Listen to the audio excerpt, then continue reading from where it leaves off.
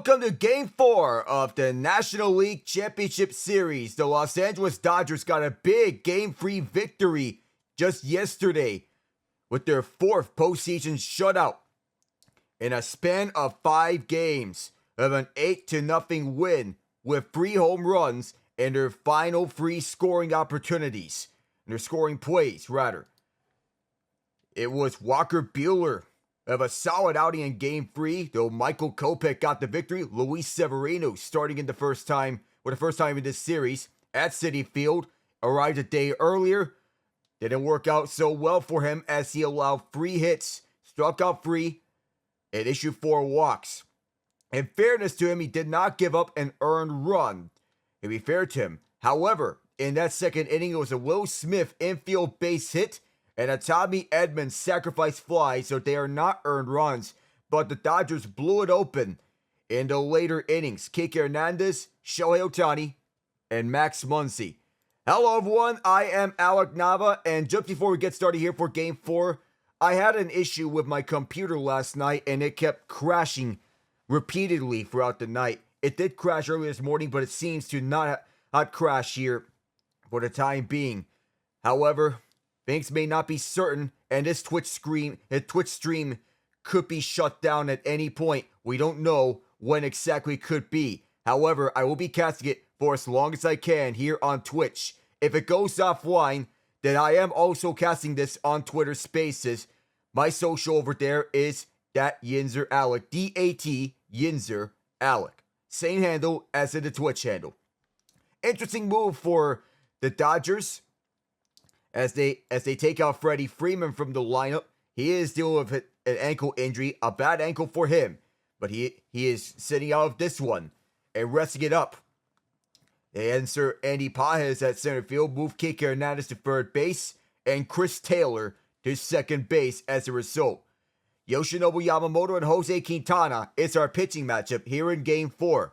The Dodgers going with their starting pitching staff right now, with Yamamoto starting Game 4, Jack Flaherty projected to start Game 5. The Dodgers finally seem to be growing back into the at-bats that we all know during the regular season, bringing their walk rate up to 11.6% in 8 postseason games, of acquiring 156 ISO. This team is still far off its season-long pace in that department, but things have been slowly improving with 2 more long balls in Game 3. They'll move into a matchup on Thursday against a ground ball arm, a split that's generally been favorable for them with a 799 OPS this season compared to a 755 OPS the other way around. They also sat atop baseball for 121 WRC plus against lefties this season, and the only meeting between them and Quintana. They cobbled together 3 runs on 8 hits, including 2 home runs through 6 innings. On the hill, we can say that Yoshinobu Yamamoto is on the upwards trajectory. He looked less than his best early in the NLCS, along 5 hits through just 3 innings, but turned in a masterful performance in a decisive Game 5. Just 3 batters reaching base across 5 scoreless innings. Mize struggled to find punch-outs against a disciplined San Diego Padres team, but he's going to draw a Mets line to strikeout in 25% of all plate appearances this postseason. For the Mets, Carlos Mendoza should receive an A grade in terms of cultivating positive energy along his ball club this season, but his decision-making all year, probably a D+. The Mets chose to bench one of their best hitters, who had great numbers against Walker Buehler, when JD Martinez got a start at DH in Game 3 over Jesse Winker. And the struggling Jose Iglesias also penciled in once again in favor of Jeff McNeil. And there's been absolutely no thought given to use Harrison Bader, who has 5 home runs last postseason for the New York Yankees, in favor of slumping Tyrone Taylor in center field. And while starters hold less weight in this postseason, when managers use their bench liberally, Mendoza sat on his hands on Wednesday as the team went down 4-0, refusing to go to his bench in key situations when runners on base and allowing his cold bat to continue stepping onto the box. Maybe it's because it doesn't appear we'll be in for any changes in Game 4. Mendoza told reporters that he likes his righties, with Yamamoto owning some poor reverse platoon splits, and you can expect the same lineup for the Mets, one which severely lacked quality from 6 through 9 in the order, which could spell disaster. The Mets have hit just 179 as a team in the series, but poor 084 ISO. Game 2 was the only one in which they have had hits in this series in the NLCS against the star-studded Dodgers lineup. As for this game, with Freddie Freeman not being on the lineup for the Dodgers, we'll have to get some adjustments here throughout between the Dodgers and Mets. So Yamamoto is looking to build off his most important start in the MLB. We had 5 scoreless innings against the Padres in Game 5 of the NLCS. This is his first road start this postseason. The weather is cold here in New York City, and it will be continuing to be cold. Yesterday, the winds gusted up to 16 miles an hour. On average, it was 7 miles an hour. Now the winds are 16 miles an hour with gusts up to 29 miles an hour. As for Quintana, there might not be a pitcher alive in better form than him. He's produced an 0.57 ERA over his last 8 starts, including 1 in each of the previous 2 postseason rounds. The Mets have considered starting Quintana in Game 3. They opted instead to go with Luis Severino, and are confident that Quintana, who has yet to allow an earned run in the playoffs, can continue this excellent run. And with Quintana on the mound, the Dodgers slot in Teoscar Hernandez at third and sitting Freddie Freeman, with Max Muncy starting at first base and hitting 6th in the order. As he continues to play through a hip injury, Gavin Lux is also not in the lineup, with Chris Taylor getting the nod at second base. So their order as follows: Shohei Ohtani at designated hitter, Mookie Betts at right field, Teoscar Hernandez at left field, Tommy Edman at shortstop, Kike Hernandez at third base, Max Muncy at first base, Will Smith at catcher, Andy Pages at center field, and Chris Taylor at second base. For the Mets, Mendoza did raise some eyebrows at the decision to issue the platoon bench and starting Martinez at DH over Jesse Winker. He is not changing course here, given Yamamoto's reverse splits. Pete Alonso and Brandon Nimmo flip-flop spots in the order, and Harrison Bader is getting his first start of the NLCS over Tyrone Taylor. Lineup is pretty much the same here, save for some notable changes. Francisco Lindor continues to be the leadoff batter at shortstop, Mark Vientos at third base, Pete Alonso at first base, Brandon Nimmo at left field, Alonso and Nimmo rotating spots, with Alonso moving up to the free spot, Nimmo at the fourth stop. Starling Marte at right field batting 5th, Martinez at the DH batting 6th, Iglesias batting 7th at second base, Bader at center field, and to round out, Francisco Alvarez batting 9th in the order. So, as we go on to each bullpens, the Dodgers turn to Michael Kopech, Ryan Brazier, and Blake Treinen in Game 3, and each of them is expected to be available again in Game 4. This continues to be the biggest strength of the Dodgers this postseason, and the club will ride the relievers throughout the rest of the postseason. And the Mets use Tyler McGill for the final 3 innings of Game 3, so he's not going to be available.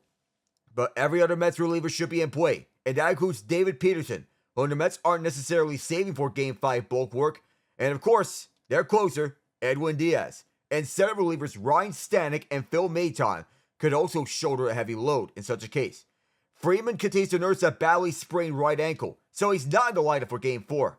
Daniel Hudson was unavailable in Game 2 because of a leg injury, but he's available in Game 3 and is expected to make a couple of appearances for the rest of this series.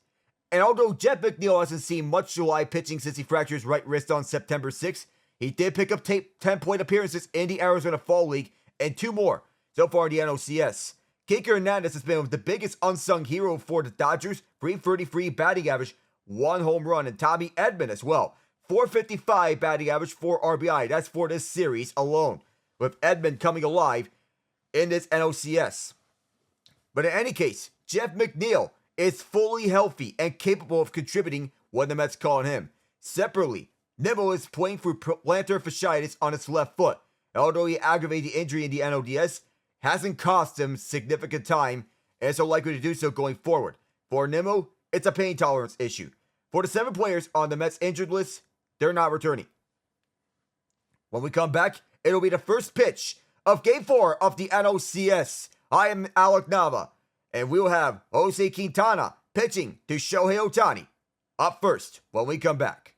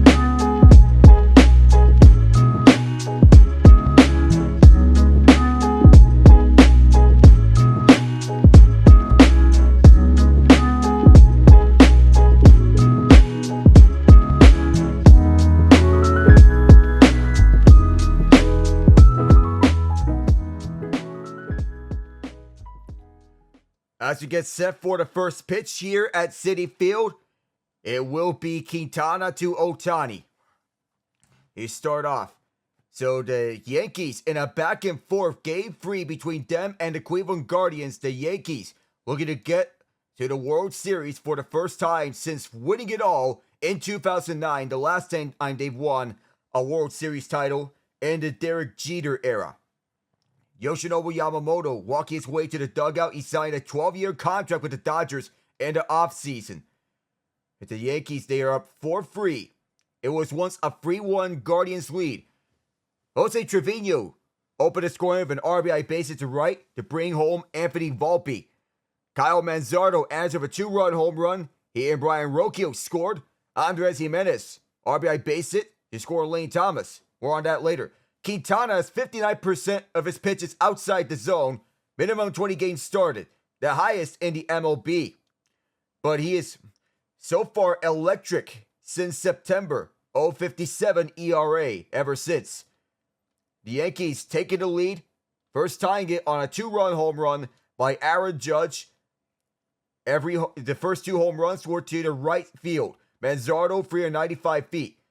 Game 3 at the wildcard round, Quintana pitched 6 innings, allowed 4 hits, a walk, but struck out 5. In Game 4 against the Phillies, 5 innings pitched, allowing 2 hits, issuing 2 walks, striking out 6. So he's been keeping up stride here as of late, and his pitch arsenal features a sinker 31% of the time, changeup 26, four-seam fastball 20, curveball 17, and 6% on a slurve. And when you have a pitching arsenal that has 4 pitches primarily, that can work wonders for you. Especially the curveball, fastball, slider, sinker mix up. And see which one he goes to a lot. And the Yankees tying it on Aaron Judge's home run. 356 feet to right field. He and Juan Soto scored. Then Giancarlo Stanton of an electric postseason. Making it 4-3 Yanks. 390 feet to center field. The bottom of the 8th with 2 outs. If Luke Weaver trying to get a 4-out save. First pitch from Quintana is outside on the sinker. 91 miles an hour. Ohtani does not have a hit when the bases are empty. 0 for 22, which is strange to believe, and he has struck out 11 times. However, when there are runners on bases, he is 7 of 9 in that regard. Ohtani blasts this deep right field. Goodbye! Right on cue. Ohtani explodes for a leadoff homer.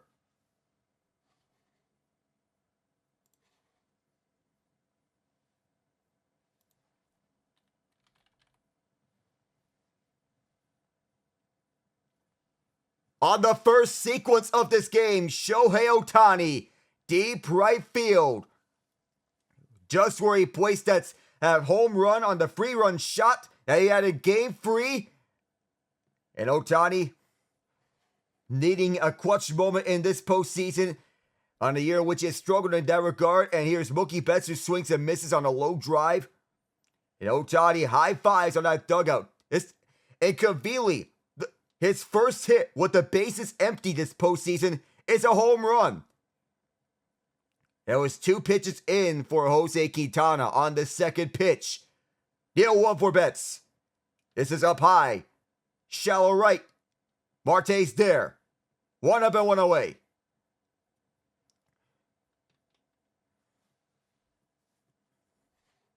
So Ohtani doing the most with the Dodgers thus far, and you look back at everything transpiring as Ohtani hitting that opposite side for the right side. As soon as he crushed that, it is gone. Now, and with 1 up and 1 away, Teoscar Hernandez. Batting 207 is 0-1-0 on the count. Changeup went low. He has shown his heroics in the NLDS, especially Game 5, and he batted that one right out the park to the left side. He fouls this one onto the right on a sinker at 90. And Teoscar has yet to have a hit in this NLCS. He's 0 for 11. Not had a hit ever since that home run shot 420 feet to left field against the Padres to make it 2-0 Dodgers. Quintana on the 1-1. Ground ball reaches Lindor. Lindor will throw it all the way to Alonso. 2 up and 2 away. And Luke Weaver delivers 4 hitters in a row to put away the Guardians in the 8th inning. With 2 outs, Teoscar is sent away. Now it's Tommy Edman, who has been electric in this series, 5 of 11 with 4 RBI and a stolen base. That sprung his batting average up to .321 the postseason. They take strike 1 down for the middle on the curveball. Nicely done for Quintana. 9 hits this postseason for Edman. That leads the Dodgers. Deal 1. That's curved down low. So probably something different for Jose Quintana. On the next pitch. Try going to one of the more dominant pitches, like a sinker. The 1-1. And that is a sinker. A 2-1 count now. It was just a little downstairs. It makes it a 2-1 count. 10 pitches in for Quintana. The 2-1. That's not the right line. That time was a slurve, 78 miles an hour. 2-2 count.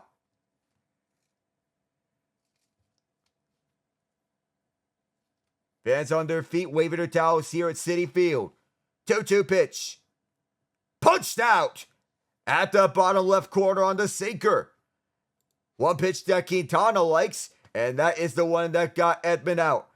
Bottom of the first is up next, Francisco Lindor, with a shot to answer Shohei Ohtani's leadoff home run. We'll be right back.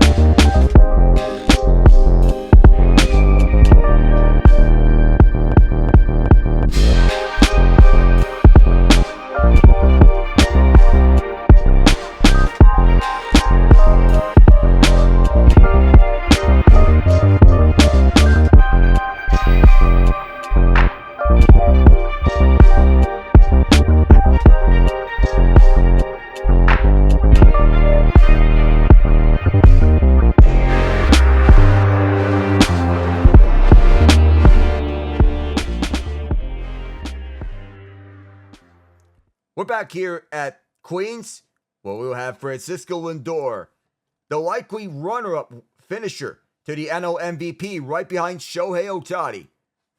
It's Lindor getting set to go up against Yoshinobu Yamamoto, who the Dodgers brought in to be perhaps their ace pitcher, coming in from Japan. Maybe their number 2, right behind Shohei Ohtani once Ohtani resumes pitching in 25. Foul to right. That was beyond the line. Max Muncy did not get an opportunity to put away Lindor on the first sequence. Yamamoto used the fastball 46% of the time, splitter 20, curveball 19. It's those free pitches primarily this postseason, but the fastball is one that he likes. He loves to go into that a lot.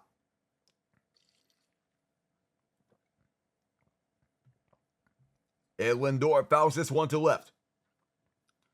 Well, Yamamoto, he's been very effective thus far this season. But there's an adjustment period when transitioning from Japanese play to North American play. On the ground, off Yamamoto. This reaches Edman. The throw in time to Max Muncy. That puts away Lindor.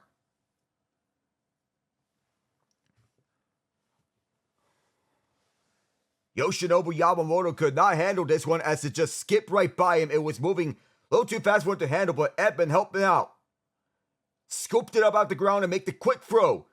No hesitation, just a quick reaction. First score was a 422 feet home run to right field. And for Cleveland, they pulled Emmanuel Clase. And a strike one at the bottom left for Mark Vientos. On a curveball, bottom left side. Vientos has been the Mets' best hitter this postseason. Lindor has been awfully quiet. The 0-1. This is crushed. Deep right center field. Wherever it goes, Mark Vientos has tied it.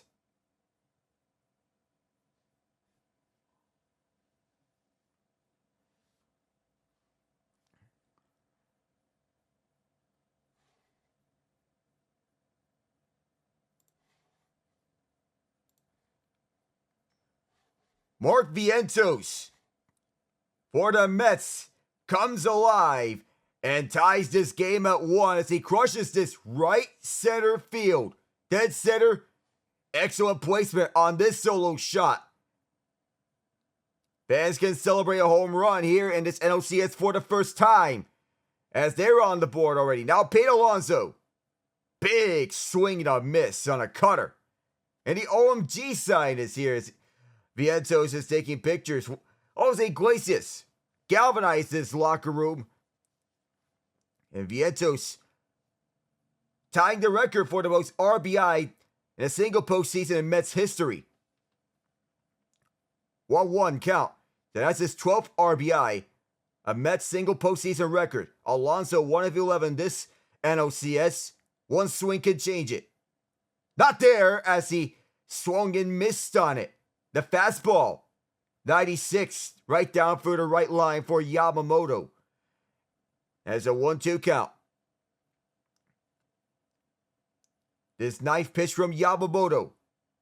Just outside. Once again, it's a fastball. It's been the dominant pitch for Yamamoto. That's his primary one. He uses 46% of the time. Top of the ninth. You have runners at second and third for the Yankees with nobody out.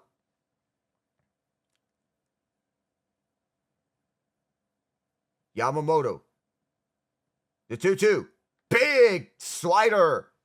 And Alonso went at it and will sit down. And so it's below. So Yamamoto being punishing on fastballs. Or not that time as Vientos drove it deep.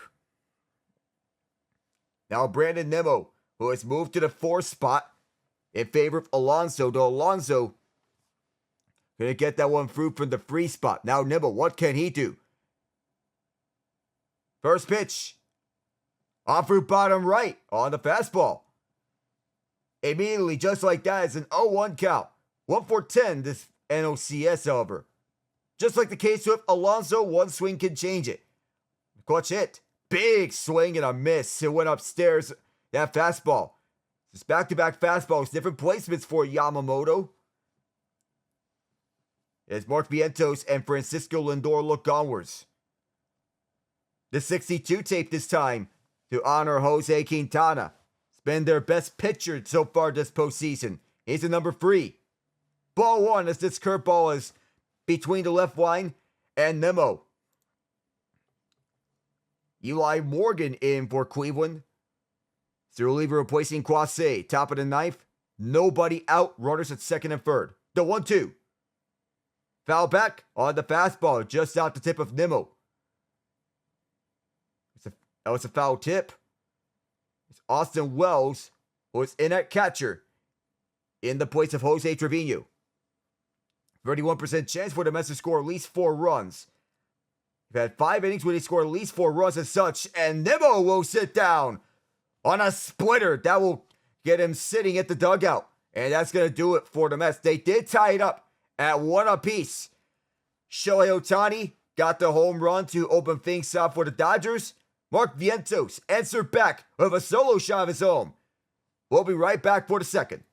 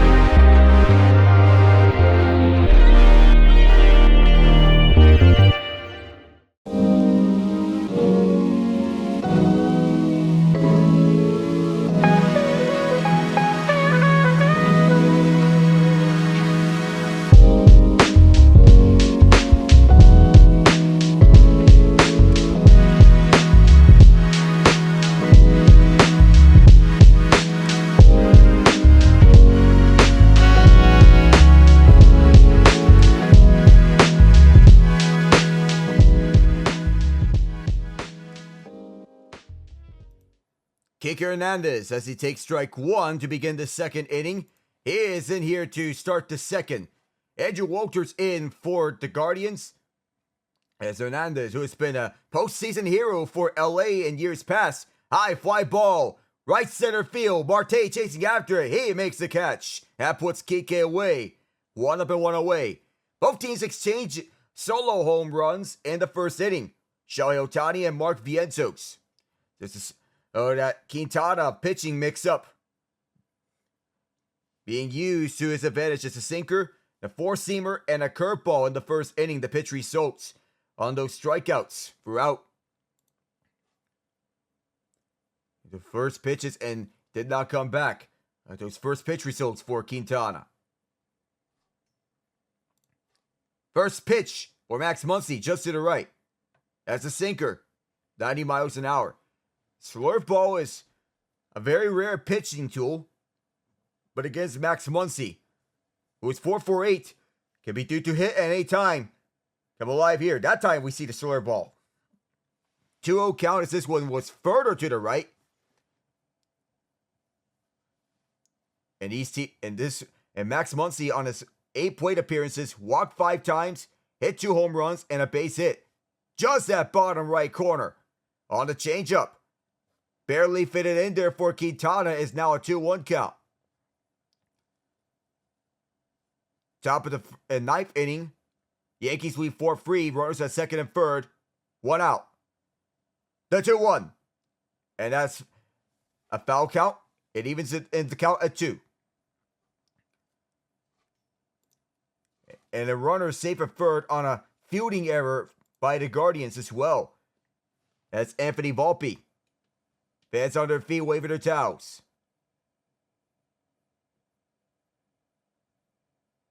The 2-2. That's fouled again. So Volpe safe at third on the error by Jose Ramirez, the fielding error. Volpe advanced. Alex Verdugo grounded to the fielder's choice by then.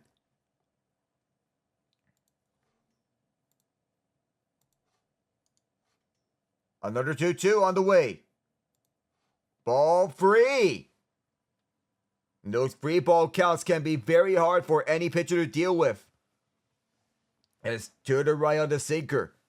And Muncy, who has walked 5 times in this NLCS, wanting to draw the 6th walk for him. Pitch just got on the way. And that spiked to the dirt. Muncy walks for the 6th time this series. It's not a good matchup for the Mets going up against Muncy. He was 4 of 8 whenever he swings at it. 2 home runs and a base hit. And the Mets, they're walking a lot this series. 7 each in games 1 and 3, 8 in game 2, despite the Mets winning game 2. You don't win a lot of games whenever you walk batters. And sometimes intentional walks can backfire. Inside, bottom left corner. That time to change up. 0-1 with 1 out. Against Will Smith, Jeremy Hefner is the pitching coach. See how along Quintana last year. It's 5-3 Yankees. Runner at third with 1 out. This one's fouled on the changeup. The last score of a Gleyber Torres sac fly to center. Anthony Volpe scored, and it moves Alex Verdugo to third. It's a battle-tested Mets lineup. But Will Smith has been battle-tested. 223 in his last 7 games before Game 3, where he went 2 of 4. Here's the 0-2. Ground ball. This goes back to Quintana. 1, 4, 3. In time. A double play right there on the money for the Mets. It's a 1-4-3 double play to bring us to the bottom of the second. That throw just right on. Wait a second. It looks like Will Smith might be safe. Dave Roberts is going to challenge it. Wait a second. It looks like the front of the bag for Smith just got to the base. So wait a second. It's also the hardest aspect, as Dave Roberts is challenging the out call at first. Mets fans are not happy. Right now it's a 1-4-3 double play, but it looks like it's going to be a fielder's choice instead. It's no question that Muncy's out at second. And Quintana made the throw on time to second base. Got the heel down. And at first base, Smith may have gotten there on time. Looks like Roberts may have a valid argument. And there you go. The call is overturned. We're staying with you for the top of the second. We thought we were going to the bottom of the second, but not anymore. Smith, instead, is the fielder's choice. He is safe at first. Now it's Andy Pages. Nick Lentz at home plate. David Rackley at first base. Jordan Baker at second base. Jeremy Rehak at third base. Mike Wyszynski at left field. And Marvin Hudson, the crew chief, at right field. So Quintana is still on the mound here. This next pitch should be his 25th. Low ball on a changeup. 85 miles an hour. So Pages on the receiving end of Quintana's pitches. 146 this postseason with 3 strikeouts. Quintana looking to get this turnaround up and going. In this best of 7 in Game 4, 1-0. Foul back. That'll be strike 1 on a sinker at 89. Chris Taylor on deck if Pages reaches. So Pages, one of the Dodgers' top hitters throughout the regular season. We're also going to have live look-ins of every other game. One NFL game underway. We have multiple NHL games underway. 1-1 is downstairs. 2-1 count. That was on a curveball. Scoreless between the Broncos and the Saints so far. Past the midway mark of the first quarter. Smith at first. 2 up and 2 away. 2-1 count. Pages, ground ball to Lindor, and a simple toss to Iglesias to end the top of the second inning. For real this time. It took a review to get us to this point, but we're headed to the bottom of the second.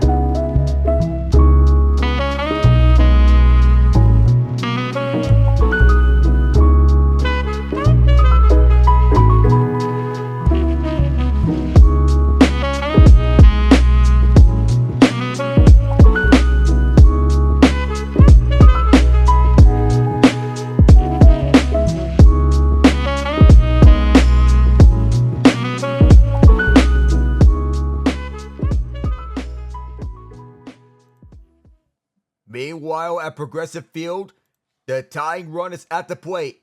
Josh Naylor batting, Jose Ramirez is at first base. Starling Marte at the plate for the first time for the Mets. No pickoff there. For the Yankees, it's Luke Weaver looking to close things out. First pitch, it is a strike against Marte over the left side. 4-12, it is NLCS. That's a quarter, or a third of his plate appearances in which he's got a hit. Marte shows bunt. Ball 2. Ball 1, actually. The fastball. Double play opportunity. 1 away. 2 away. Both Ramirez and Josh Naylor are put out. And so the Guardians down to the last out. 1-1 count here for Yamamoto against Marte. Marte fouls back. It's a foul ball. Fastball 95 was down for the middle. And we have a highlight reel goal for the Ottawa Senators.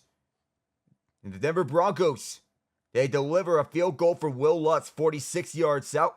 Yamamoto, just low. Slider, 84 that time. It evens the count at 2-2.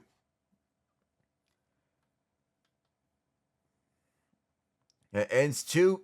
At the end of 2, the Devils lead 2-0 on the Ottawa Senators. The 2-2. Big swing and a miss on a splitter. On the fastball, that was down low, 92 miles an hour. It was on a two-seam fastball on the splitter.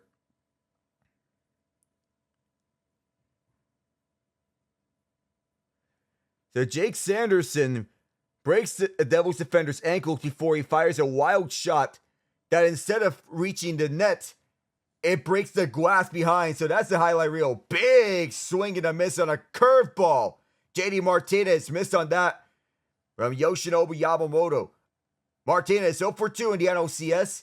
Got his first start yesterday up against Walker Buehler. Very curious decision for Carlos Mendoza. Strike 2 on the cut. 92 miles an hour. The Devils up 2-0 on the Senators. Goes on the way from Eric Haula and Nathan Bastian shorthanded. Haula from Jonathan Kovacevic and Timo Meier. The 0-2. And Martinez will sit down. Went low on the slider as it was going towards that direction. Mistimed the swing. 2-2 away. Bastian shorthanded on the other goal. And his spin there helped out Yamamoto as that was thrown towards the bottom left corner of the zone. And it faked out Martinez there. Kings lead 2-1 over the Montreal Canadiens. And a big swing and a miss there from Gandalita. And the curveball at the bottom left corner. 3 of 11 in this NLCS. Justin Barron at the first goal between Montreal and LA. Cole Caulfield and Nick Suzuki the assist. The 0-1. Down through Main Street. 0-2 against Iglesias.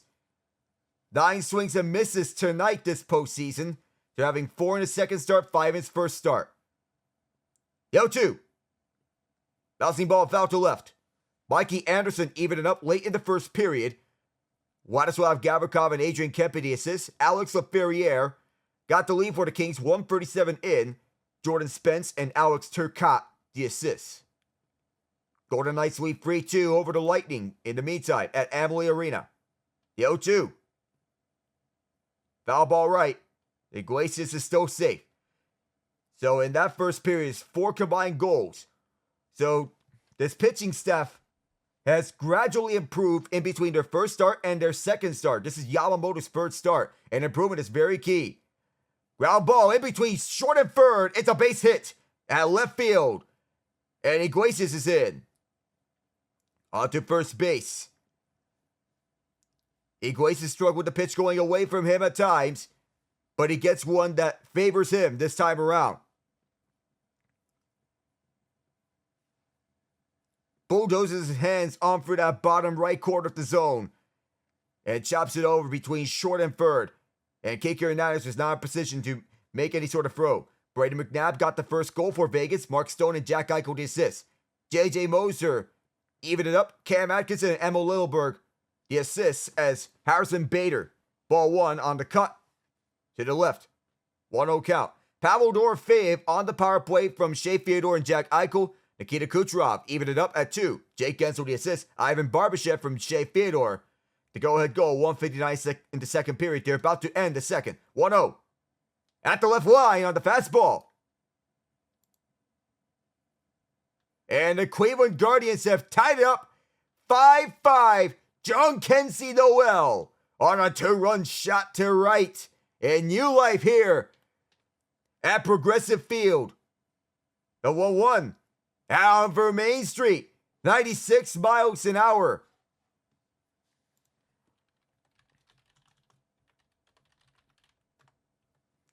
One-two.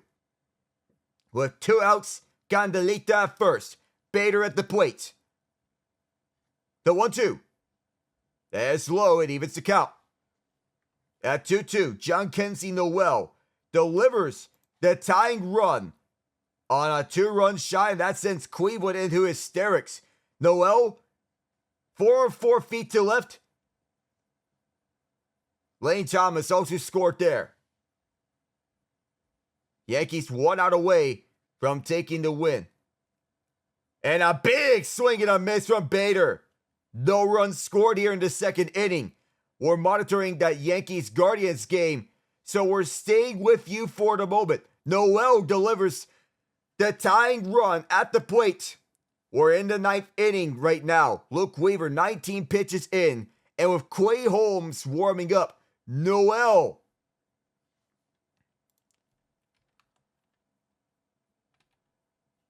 with the tying run. Now Andres Jimenez can put himself on board, or he can win it himself. The 0-2 pitch, and that is strike free. And for the first time, we're going to extra innings in the MLB postseason. 5-5 headed to the 10th. We'll go around the NHL roundup as well. The Vancouver Canucks lead the Florida Panthers 2-1 at Amerant Bank Arena. Teddy Bluger got the opening goal. Kiefer Sherwood and Jake DeBruski assists. Jesper Boquist has tied it. Mackie Samoskevich and Gustav Forsling have the apples. Go-ahead goal from Quinn Hughes from Danton Hyde and Nils Amon. 2-1 Canucks. The goal coming at 6:30 of the second period. Stars and Caps tied at 2. To go over the scoring there. The first goal from Colin Blackwell, shorthanded. Oscar Abach had the lone assist. Tom Wilson tied it up. Pierre-Luc Dubois and Connor McMichael at the apples. Dylan Strome from John Carlson and Alexei Protas for the 2-1 Capital lead. And the Capitals have taken the lead right back. We'll get to that in a moment. Jason Robertson evened it at 2. Rope Hintz and Wyatt Johnston the assists. Taylor Radish has his first goal as a Capital. Assists are pending, but it's free to Caps at Capital One Arena. The Blue Jackets lead 4-2 over the Buffalo Sabres. Jackets in the midst of an emotional season, looking to pull an unlikely playoff berth for Johnny Hockey. Yegor Chinikov on the man advantage from Zach Werenski and Kent Johnson for the first goal. Kirill Marchenko unassisted. 32 seconds left in that first period to make it 2-0 Columbus. Ryan McLeod from Jason Zucker and Jordan Greenway to make it within 1 for Buffalo. Adam Fantilli brought back to a 2-goal lead for Columbus. Zach Werenski and Ivan Provorov the assists. Yuri Kulik within 1 for the Sabres. Dylan Cousins and Henry Jokiharju the assists. Only for Matthew Olivier to restore the 2-goal lead just 29 seconds later. Cole Sillinger and Jake Christensen the assists. Rangers lead 2-1 on the Red Wings so far, as it's fouled to left from Chris Taylor as we get back into action. 2-1 Ranger lead. Arte Panarin, both Ranger goals, one at even strength. Vincent Trocheck and Alexei Lafreniere at the assists. The one on the power play from Adam Fox and Trocheck. Mort Seider cut to within 1. JT Compher, Lucas Raymond the assist. Quintana on the 0-1. Big swing and a miss. It's a fastball at 90 miles an hour. It's an 0-2 count. Seider brought to within 1. 1:27 into the second period. No score between the Islanders and Blues. The Oilers and Predators are tied at 1 apiece. 0-2. No swing from Taylor. He's 0 for 5 this postseason, yet to record a hit. The Islanders got 6 saves of Ilya Sorokin so far in the first period. Joe Hofer with 7 saves. The 1-2. Check swing. He did not go. That evens the count. Taylor struck out 4 times, but a hit here can do a lot of wonders so far. The goal from Nashville came from Philip Forsberg. The one from Edmonton, Brett Kulak. Chris Taylor fouls this one to right on the curveball. Forsberg from Roman Josi and Ryan O'Reilly. Kulak unassisted. Sharks and Blackhawks already underway. 1-2 count, top of the 10th inning. And Pedro Avila is in for Cleveland against Aaron Judge. Timeout called by Quintana and Francisco Alvarez. So Judge delivered the tying home run for New York. For Giancarlo Stanton, got the go-ahead home run. John Kenzie Noel, even it up, 5-all. The hardest hit home runs in the NL this season all belong to Shohei Ohtani on the top 4. Warren 18.7, Warren 18.7, Warren 18.1, and tonight, Warren 17.8. And Chris Taylor to right field. Marte is right there. And Taylor falls to 0-for-6 this postseason. Has yet to record a hit. Here comes that man, Ohtani, who is back onto the plate here for LA at the top of the third. He has the only hit for them. The Mets with 2. One from Vientos on a home run. The other from Iglesias, a base hit. .250 batting average with 3 home runs this far. First pitch to the right on the sinker. 91 miles an hour. So 1 up and 1 away here from Cleveland as Stanton didn't go after that on the changeup. Quintana. 36 pitch is the 1-0. To the right. 2-0 count. Solo shot for Stanton and a walk. 2-0 pitch. Make it 3-0 on the curveball. Now a 2-0 pitch for Quintana. Oh, that is barely outside on the sinker. Make it a 3-0 count. Did not go towards Quintana's way. He was hoping there would be a strike called. As Avila throws a strike there at the left line. Quintana. 4 straight balls. A 4-pitch ball. 4. That is Ohtani's 5th walk in this postseason. Yeah, strike 2 towards Stanton. Home run the 8th. Ohtani chopped it low. It's not as tall and not as lanky at 108.9 mile an hour exit velocity at a 39-degree launch angle. On one of them, Ohtani on another one. Delivered there, and bookie bets on the right line. 0-1 count on that first pitch towards Betts' way in the 3rd inning. 11 pitches for Avila in this 10th inning. Quintana, 0-1 pitch. Chop to the left, splits the gap. It's a base hit. Ohtani stops at second.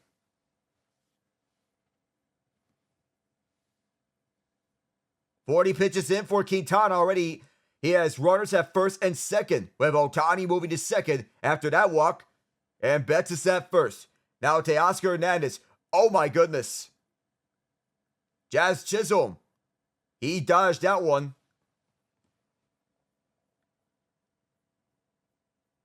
And Dave Roberts clapping in approval. Chisholm barely dodged that. Teoscar Hernandez. Well known for clutch hits. He get another one here. He has yet to hit in this NLCS. But remember, one swing can change everything. Hassan Dominguez is the pinch runner at first, by the way. First pitch here for Quintana. And a changeup just shy of the bottom left corner. Bottom left, it was 87 miles an hour for Teoscar.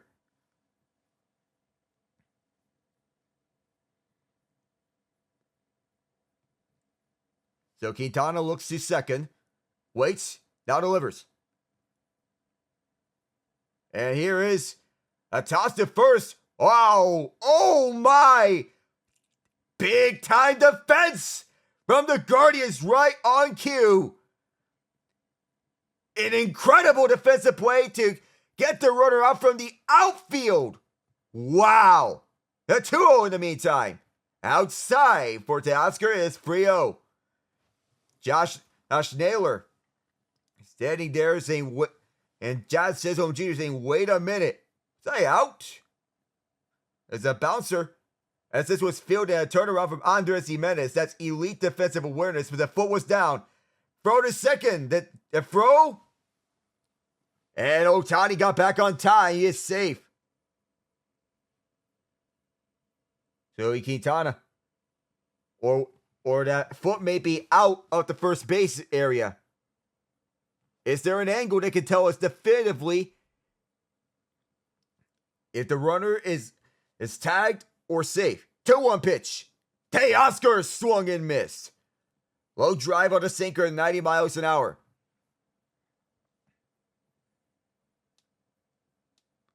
It's a two-seamer and he gets away with it. 2 outs here, top of the 10th. By the way.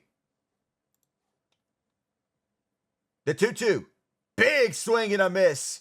The changeup again. Helps out.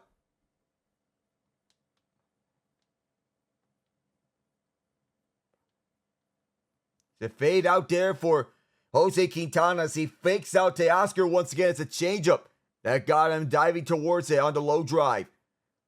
The Chisholm grounded out to second. The footwork's right there. Andres Jimenez on outfield play. Elite defensive awareness.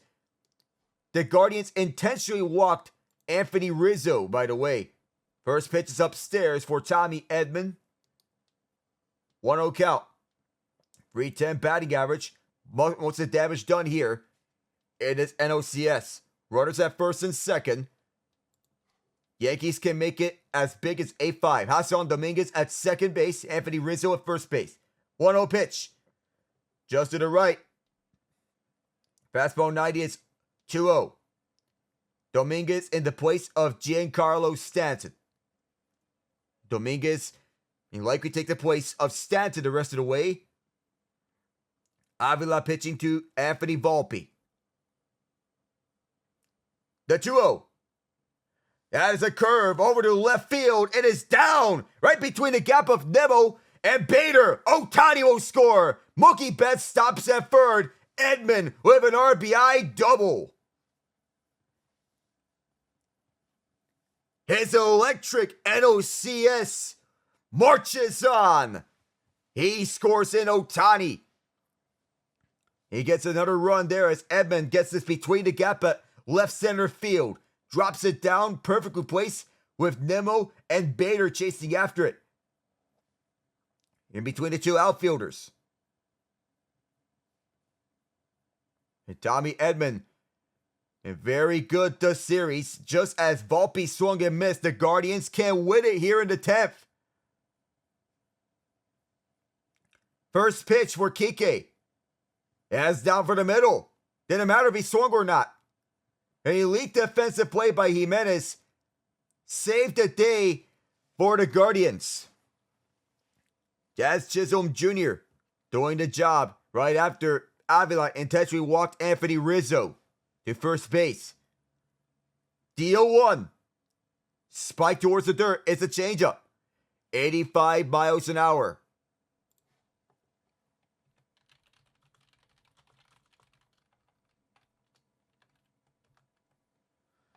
A 2-out run here in the third for the Dodgers got them back to lead. Thanks to Tommy Edman. Another unsung hero, Kike Hernandez. He's familiar with October. He can do the damage here again. The 1-1. That curved outside. 77 towards that left side. And Chicago Blackhawks get the first goal on the San Jose Sharks. They lead 1-0. Thanks to Taylor Hall, the assist from TJ Brody. Rangers go up 3-1. By the way. And that is thanks to Vinny Trocheck. That's downstairs on the sinker at 90 miles an hour. Trocheck on the power play from Artemi Panarin and Adam Fox. To go at the bumper spot, that's his strength. Sabres get to within 1 before the end of the second period. And that's Owen Power. With 25 seconds to spare, number 25 gets the goal. Panthers even it up at 2 apiece. 3-1. Slashes, Kike Hernandez. Lindor can't handle it. Mookie Betts is in, and there is no play. It's an RBI base hit on a broken bat. Edman and Hernandez deal the damage here in this third inning. Francisco Lindor couldn't handle this. It was too hot for him. Edman stopping at third. Runners at the corners. Kike Hernandez at first. Betts in.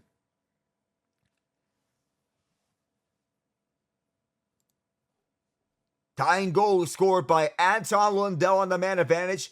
Carter Verhaeghe and Adam Boquist the assists. Another run doing the job there as we had a Mal meeting from Jeremy Hefner.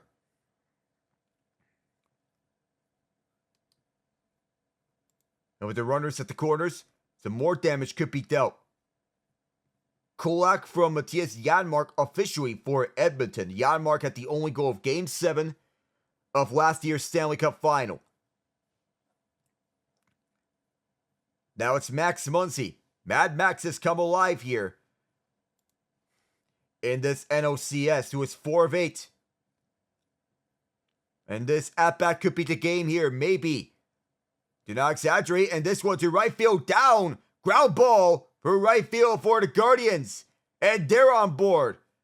Winning run is at first. Muncy has reached base his last 9 plate appearances. Has walked 6 times in this series. And it's Bo Naylor who comes in the place of Austin Hedges. Right by the first baseman Oswaldo Cabrera. 1-1 as this one went down low. Each team is an error apiece. 5-5 here between the Yanks and Guardians. Showing bunt. This advances the bases. Bo Naylor is picked up. The throw to first is in time for Brian Rocchio. That moves Bo Naylor to scoring position. That's in the dirt. Good block there by Francisco Alvarez. 2-1 count. And Kike Hernandez at first base. A well-placed bump by Brian Rocchio as Austin Wells picks it up. Jose Butto is warming up at the mound. A 2-1 count for Quintana. But it's been so good this postseason. And dating back to September. The Dodgers showing him though. Pickoff attempt. Not there. Kike Hernandez reaches back at first safely.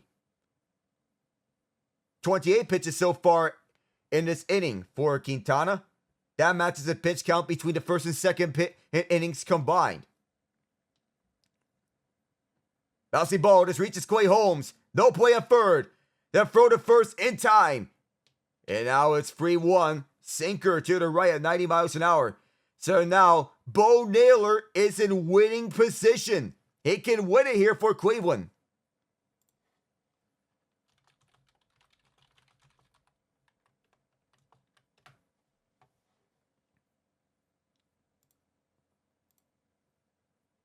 It all rests on the bat. The Guardians. 3-1. And Muncy gets his 7th walk. That blows the bases. This is Stephen Kwan. Out there, David Fry moving up. As he has a chance to be the hero for the Guardians. 22 walks. And for the Dodgers, 8 runs scored off walks so far. So far, the Mets have issued 3 walks. 9 of those 24, they have allowed a score. 1-1 count for Fry. 2 outs. That's downstairs for Will Smith. Bases loaded. And with Quintana trying to get out the jam, this next pitch will be his 60th. His pitch, David Fry fouls to left. It's 1-2 on the count. Can Holmes get out of it? The 1-0. That's just upstairs on the fastball at 89. It's a 4-seamer. And Quintana saying, I think I struck him. 2-0. The 1-2 for Fry. Fry skies it to left field. Good night. The Guardians are back in this series.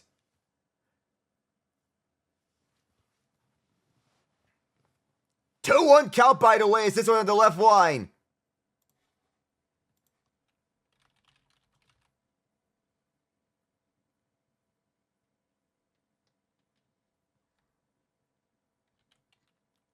So bases loaded, 2-out count.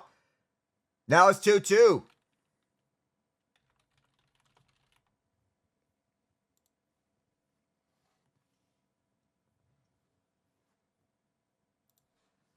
Cleveland wins it 7-5 in the 10th. David Fry, the hero. And they're back in this. The 2-2 just got off on time. The curveball. Precarious territory. If we have another ball, that'll score another run for the Dodgers. And this merry-go-round could be on the way here for the Dodgers if they get another walk. On the way. Fouls to right. Full count now. With 2 outs. And with Quintana trying to get out the bases loaded jam.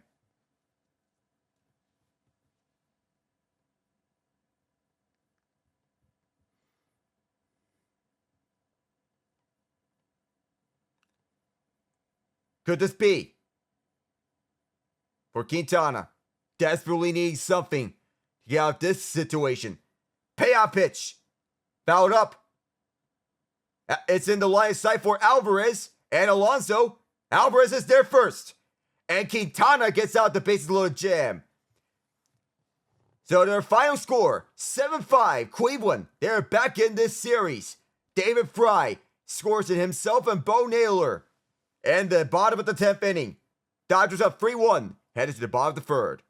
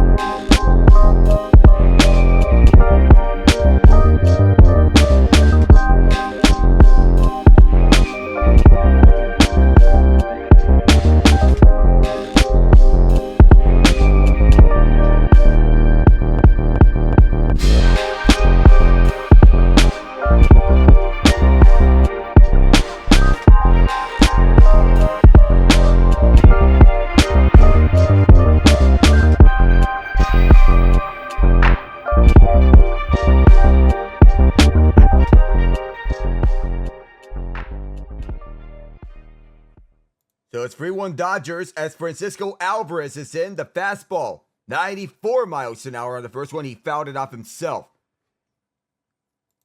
Big time moments. Andres Jimenez saves the day. A crucial out from the outfield. Throwing it over to Josh Naylor. 1-1 as this one spiked to the dirt towards the left side. Yamamoto. 35 pitches in. Oh, it's not a curveball. It's dominant pitch. It's a fastball, though. The 1-1. There's a fastball struck between the gap at right field. Base hit.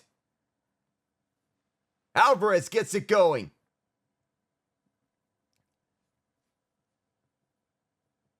So a thriller there.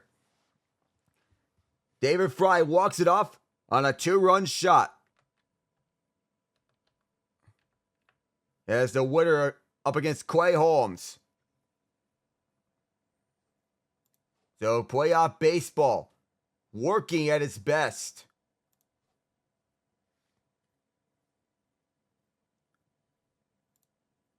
First pitch to Lindor. That's a curveball, 76. That was just below for Yamamoto. 231, 2 home runs, and 7 RBI. So Alvarez is on board. Who knows about anything? There's a curveball in the first pitch. MVP chance, but it's for Lindor. Ground ball at right center field. Alvarez at second. Lindor and Alvarez back-to-back base hits.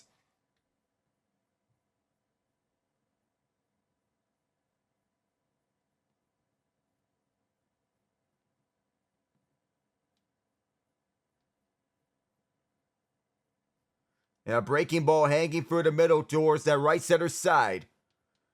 And Lindor trying to start this rally for the Mets. Ohtani got the party started. Was fielded over at right center. This guy you want if you want to get a big hit. Mark Vientos. He can take the lead or even tie it. Go ahead run at the plate. Tying run at first. First pitch. A big swing and a miss. On that bottom left side. It was a slider that time. 84 miles an hour. This postseason, he's been on a tear. 381 batting average. If there's anyone who can win World Series MVP if the Mets can get into the World Series, it is definitely Vientos. The 0-1. Bouncing ball foul to left. Now makes it an 0-2 count. So his last at-bat was a solo shot that tied this game up.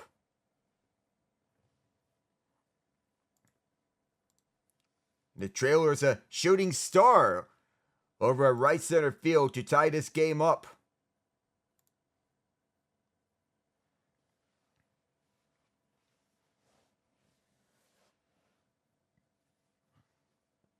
.40 pitches in for Yamamoto. We'll see how far he can go.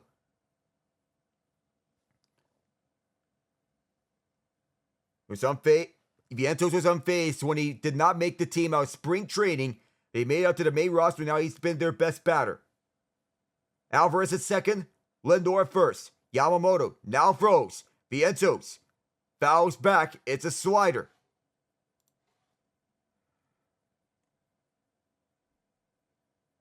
Six multi-hit games this postseason for Vientos. The most in a Mets single postseason.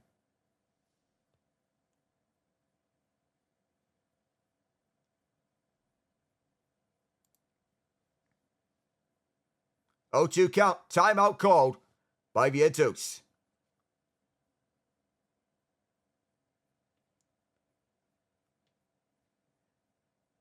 With runners in scoring position, the Mets are 4 for 12 in Game 2, 0 for 3 in Game 1, and 0 for in Game 3 as well.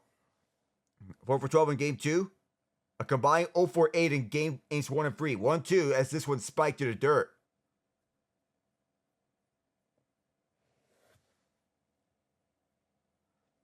1-2, Yamamoto getting ready.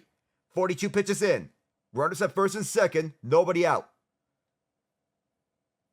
Pitch clock down to 2. 1-2 pitch. Big swing and a miss. Vientos will sit down. Yamamoto does the job and gets the first punch out for a 6th strikeout. A tight spiral towards that bottom side.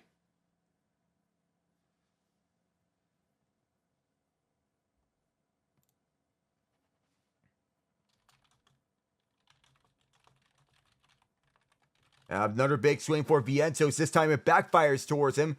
You live by the big swing, die by a swell. Ball 1 towards the left for Pete Alonso, the polar bear. 44 pitches in for Yamamoto. He's wanting to get a long outing. Probably the 5th inning could do, perhaps. A 1-0 count. On the way. Wow, very friendly call. Call Bo too, even though it was fit towards the top left corner. And so, more of these at-bats can definitely strike for Alonso. And eventually he can pull through. At some point. Trying to make this one count. Columbus back up by 2. The 2-0 pitch. Downstairs. Slider 87. One more can load the bases. Columbus at 5-3. Zach Aston Reese. From Jake Christiansen and Matthew Olivier. And the Rangers up 5-1 with 2 more goals. In this second period, Artemi Panarin on the power play from Adam Fox and Vinny Trocheck. Victor Mancini, first career goal in the NHL from Capo Caco and Philip Keto. 3-0 pitch. Called strike one. Alonso thought he had that one towards his favor, but it wasn't. The strike zone may have moved a little bit towards the bottom. It's now a 3-1 count. May work against him.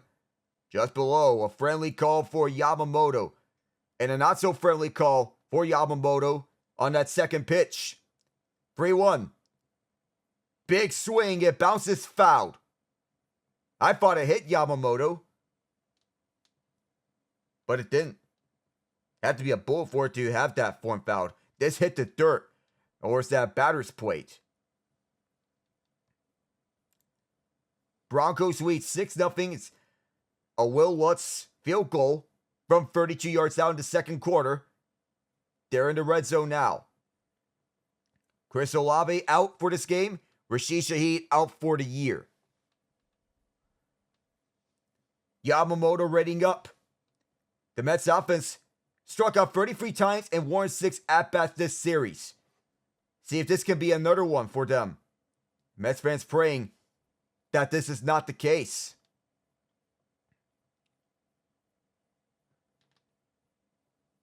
Payoff pitch. And the bases are loaded. The Polar Bear stands at first. Alvarez at third, Lindor at second. Mark Pryor's coming in now.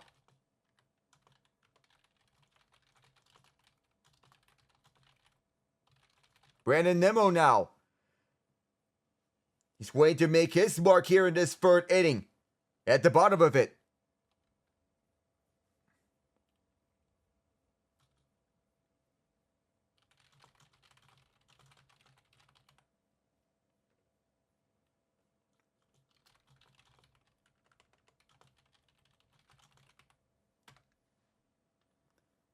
Nimmo, so the Mets have hit 2 grand slams this postseason.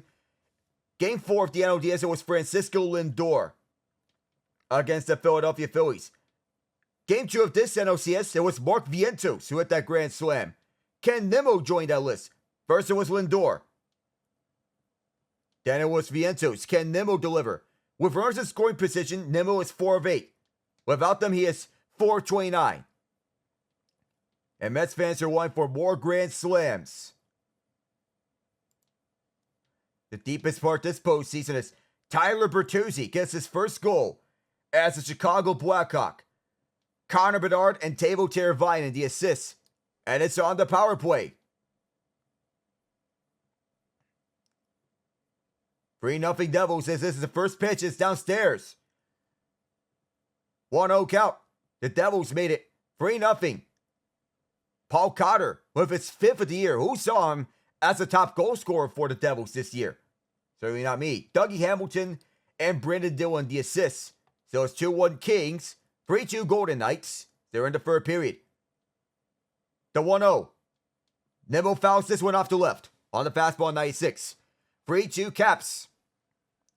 In the third period, Yamamoto, this inning, 18 pitches, issuing 10 strikes in total.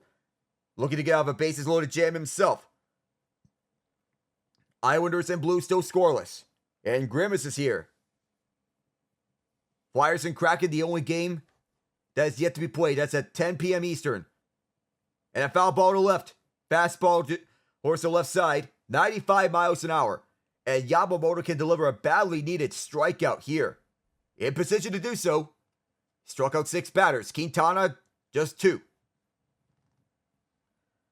Starling Marte is waiting on deck. A double play can really help the Dodgers in this regard. Timeout called here by Yamamoto. There's a couple of areas where he can go. If he's trying to get to that. The 1-2. Foul to right. This time it's a slider for Yamamoto, which he switched it up to.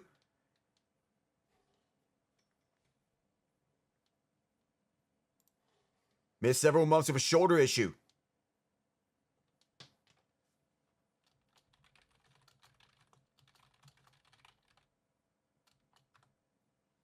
1 ball and 2 strikes here.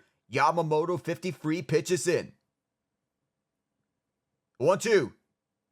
Another foul ball. That was fought off. Just barely grazed off the knuckles of that bat. Nearly hit him.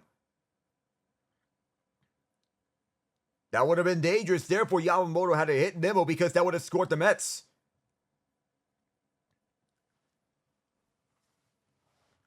Two base hits and a walk to load them up. Yamamoto saying to throw pitch number 55 on the way. Bouncing ball to the right. Bingo! Bango! Bongo! The ground ball to second base and a double play gets the Dodgers out the bases loaded jam. And Shohei Ohtani is loving it for his fellow countrymen. It's bang bang for the connection between Chris Taylor, Tommy Edman, and Max Muncy for the 4-6-3 double play. The Mets are challenging it, however. They're going to challenge both spots, however. And if they do, the Mets are going to get a run there nonetheless. Max Muncy did not seem to catch it. Muncy did not seem to catch it once Nimmo got to first. And I don't think... So it's going to be close for Tommy Edman. Did he get that double play? And in this one, if it was at first base, seems obvious. At second base, it's pretty much not clear. But Edman, it seems very up in the air, very close. It's got to be definitive for that second base out. The first base one seems clear. He got out at tossed out at second, I believe. Second base one.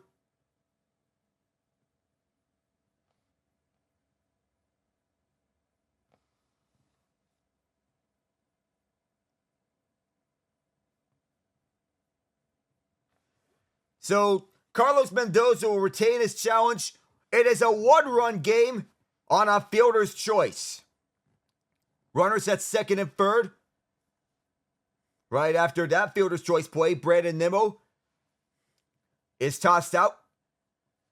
So Pete Alonso is tossed out. Francisco Lindor at third. Nimmo is safe at first. Alvarez scored. So that is the ruling.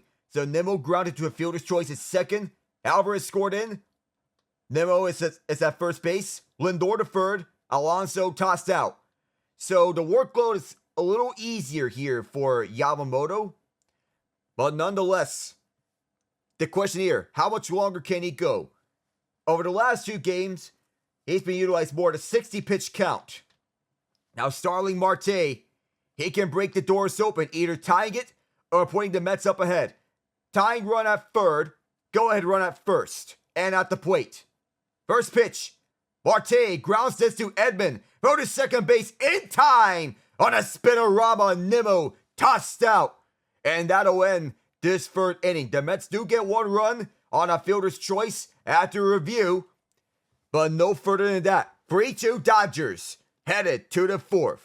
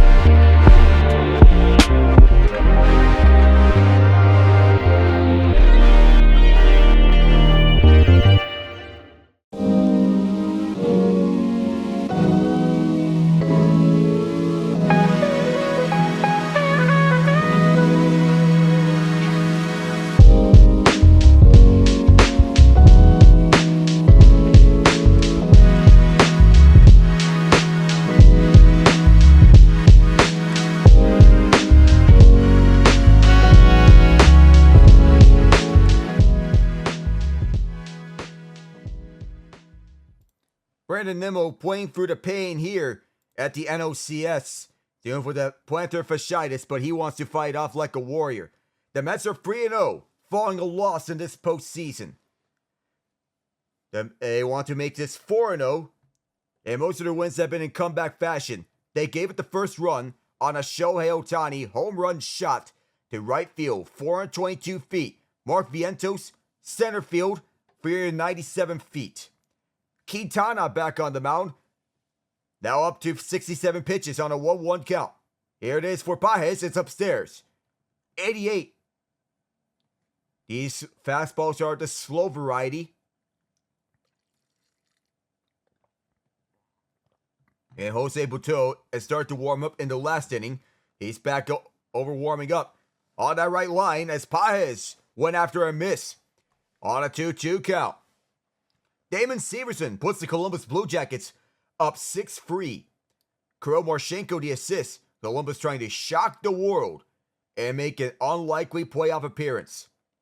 Devils Senators pretty much over. It's 3-0 New Jersey. Likely going to get a win there.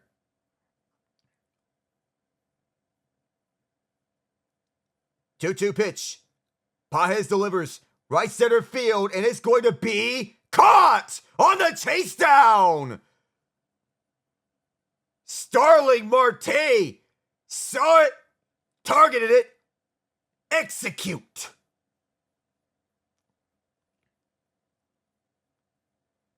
And Nimmo, he wanted to get some warm-up runs in before the game, testing out that plantar fasciitis. Already in tough conditions, fighting through that injury 2 weeks ago when he suffered it. Broncos get the first touchdown as Javonte Williams. Big swing and a miss upstairs for Taylor. 0 for 6 this postseason. 71 pitches in for Quintana. Mets looking for a comeback like they have delivered on the majority of their postseason victories. The 0-1. That's upstairs. Their Game 2 win was not of comeback fashion. A win outright. Edmonton is up 2-1 on Nashville. And that is thanks to Jeff Skinner scoring his second goal for the Oilers. 1-1 pitch. Downstairs on the curveball. 78 miles an hour. So Quintana, 10-10 this season after being 3-6 last year. His ERA declined a bit from 3.57 to 3.75, but no worse for wear. For Quintana, he's been playing lights out since September. The 2-1. Outside left, changeup 84.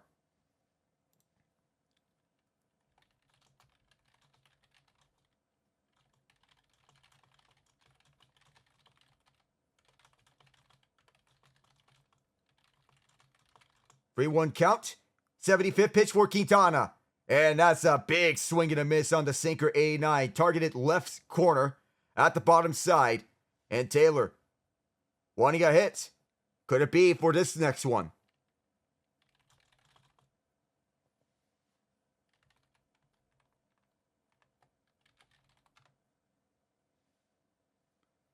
Full count. Fans on their feet. Quintana.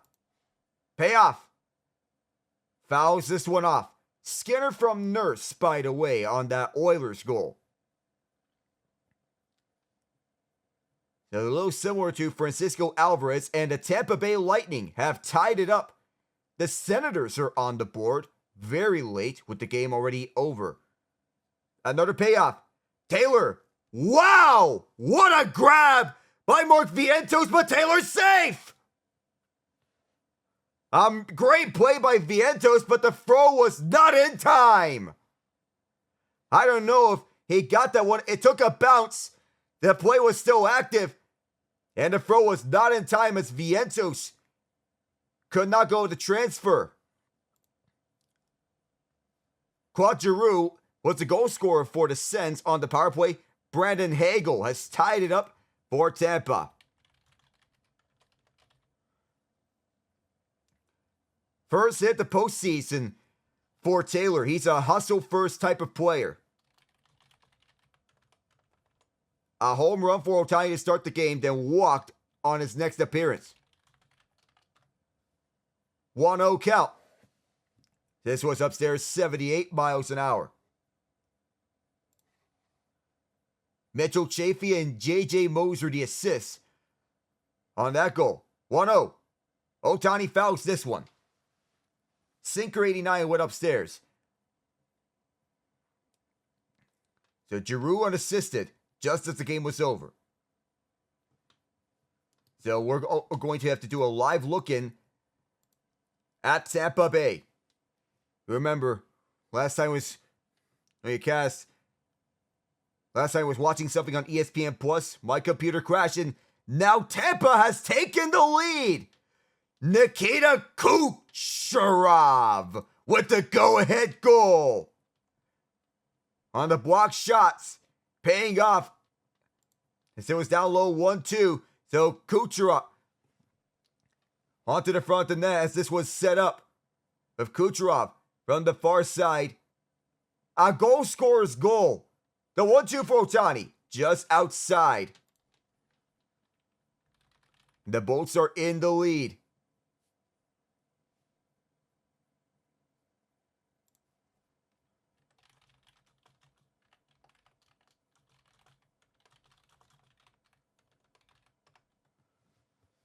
Two with Taylor at first. He gets back there on a pickoff attempt by Quintana. So now with Vegas getting the call to the bench, giving you updates here as we stay put here at Citi Field. Vegas has an empty net. Now let's drop back for Fyodor with 35. Quintana, another pickoff, not there. Vasilevsky places one behind. On the far side, Vegas trying to hold. Tampa gets it out. Full press here on the ice. And now because Quintana uses 2 disengagements, he cannot pick off Taylor anymore. Quintana. Full count. It's a curveball. 77 miles an hour. Dorofeyev with 10. Down low as Vegas trying to get the equalizer. Big blast. Here's the block. Loose in the front of the crease. And the Lightning, they can ice the rest of this clock down. And Ohtani takes both 4. As the Lightning get a big win. Stealing victory from the jaws of defeat. 2 goals in a minute 27. Kucherov, as Dave Randorf will put it, with a lightning strike. And Quintana, just after walking Ohtani, he is done. That will send in Buteau get the final 2 outs of this 4th inning. 3-2 Dodger lead when we come back.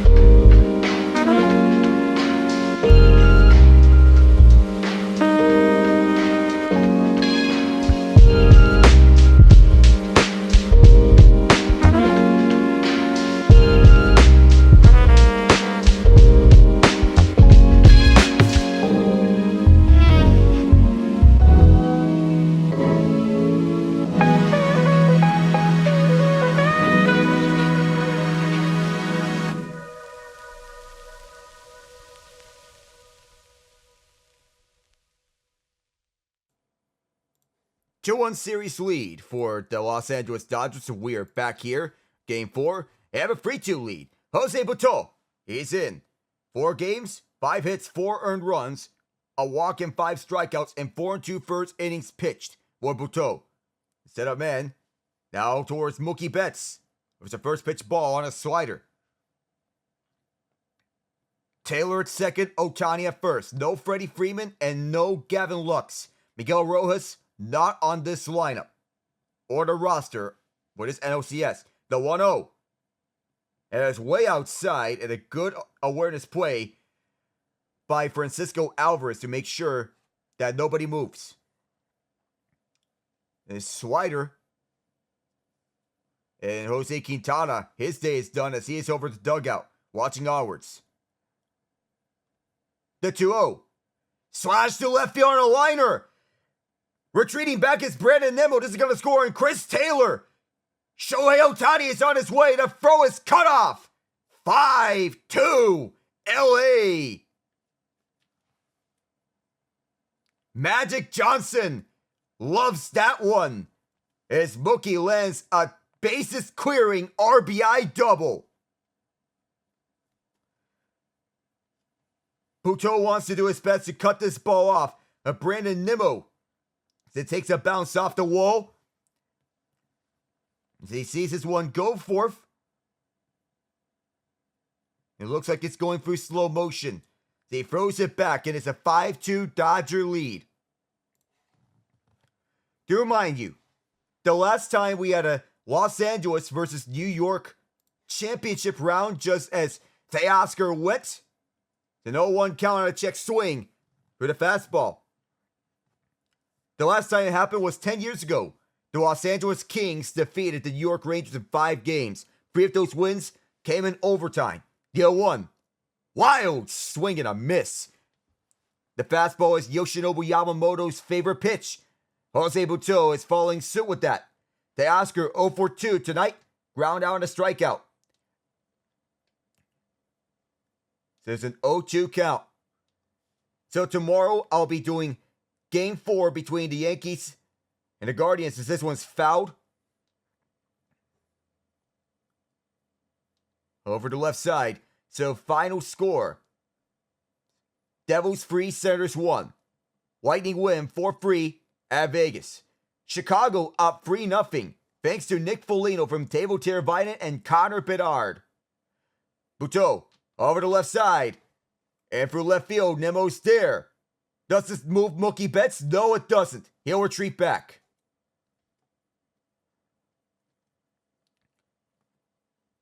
So striding along, Ohtani's just running along. He's not even trying. One from first base, he does this so effortlessly. He just slides, doing the fancy work at the end. For the 5-2 lead. Buffalo makes it a 2-goal game. The game already out of hand by this point. J.J. Peterka from Tage Thompson. It's 4-1 Kings. Late in the game. First pitch for Tommy Edman is upstairs. First one from Andres England from Quinton Byfield in the third period. Adrian Kempe, short-handed. Vladislav Gavrikov and Anze Kopitar to seal things up for the Kings' victory. 1-0 count. Butto looks between home and second. Chop to right, fouled. We'll also take a live look in at Canucks Panthers, Stars Capitals.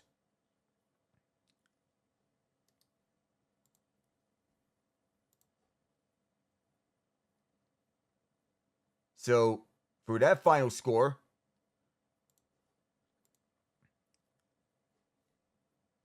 so it's 2-2 between the Canucks and the Panthers. Back between them as we alternate broadcasts between the two of them, giving you live updates from them both. Dallas has a power play. 1-1. And Edman going against a 1-1 count. Now make it 2-1. Assist with upstairs on a fastball. 2 minutes left between the Panthers and the Canucks. This one cycled around. Florida trying to win it here in regulation. Canucks pinned and the Panthers towards the wall. Chopped around from near to far. Ekblad holds it in. We're featuring Canucks and Panthers. Here's Reinhart. And Edman swings and misses on a changeup. Sam Reinhart holds onto it. Reinhart drops it back. Four swing. Long drive. And that's turned away by Shilovs. 86.2 miles an hour. Gonna stop. Thomas Harley. Logan Stankoven. Harley again. 2-2. This is strike two on the foul ball. Moved around. And this one cleared by Washington. Cold strike free on the right line. And Edmund will sit down. An RBI double by Mookie Betts, which cleared the bases. Made this a 5-2 ball game for LA. So we're going to take you to the Panthers and Canucks and the Stars and Capitals. Here's a shot from up high from Dallas. It was turned away from the right point. Nothing there for Dallas. This is held in by Johnston. They have an empty net. 6-on-5 operation. Canucks ice it. Nico Mikwa reaching back. Johnston battling for the loose puck as he pries it free. Chopped on back. Heiskanen. Over the right side. Jason Robertson holds it in. Johnston over to down low. Poked away. 80 seconds to go here in regulation. Oh, there's a shove towards the wall by Amy Bennett. It's a long drive from Heiskanen. That takes a block. The right point. And Johnson has blocked right in front. Trying to feed it to the open man. Can't do it. Loose in the swat. Still is a loose puck battle. Grabbed down by Johnston. Johnston trying to evade the pressure. Johnston fires. And blocked in front. Johnston trying to shake away the approaching checks. And 6-on-5 still. Johnston has it. 45 to go. And a one-timer here from Rope hits. And smoked way up high. And now another one-timer. Robertson saw blocked. This goes off the boards. And it goes right down. Well, it didn't. Good keep by Dallas. Washington clears it. And just enough to not be called icing. To an advantage here. Now it's a Washington in the final 10 seconds. Poked away. Stars trying to get the tying goal. Marchment with free. Marchment trying to find something. Marchment fires on the trigger. And a last second save. This game is over. Washington wins. In between Vancouver and Florida, it looks like they're going to overtime. Remember,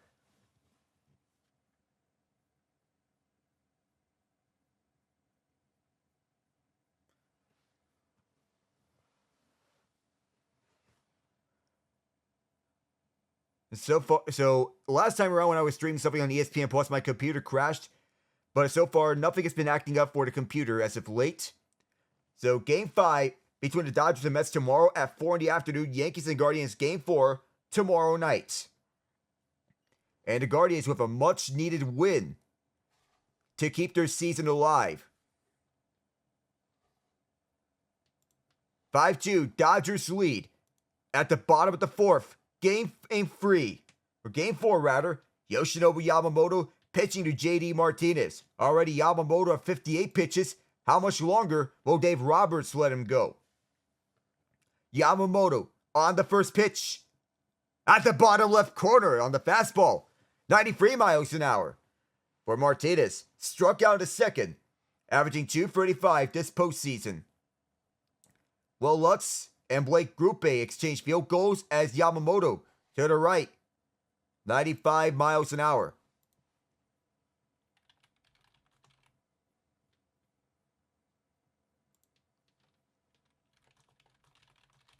So the 1-1 now. Outside. Carter 89. No goals from Alex Ovechkin, however. In search for number 895. And this was sent to overtime on a parallax angle as Teddy Bluger was stuffed. 14 sliders thrown tonight for Yamamoto, which is a career high for him.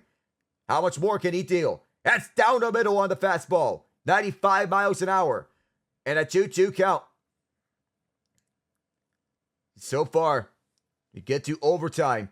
It was tied on Anton Lundell. Power play goal after Quinn Hughes made it 2-1. Far side, he fired it. 2-2. To right field, JD Martinez. That didn't phase Mookie Betts. And Martinez is put away. And the start of overtime, Vancouver and Florida. If I'm going to have to make my overtime picks, I'll choose Brock Besser for the Canucks. And if I'm choosing one for the Panthers, Anton Lundell. How about that? And it's the same thing on the sliders, which is fooling out these Mets batters. Now it's Gandelita up against Yamamoto.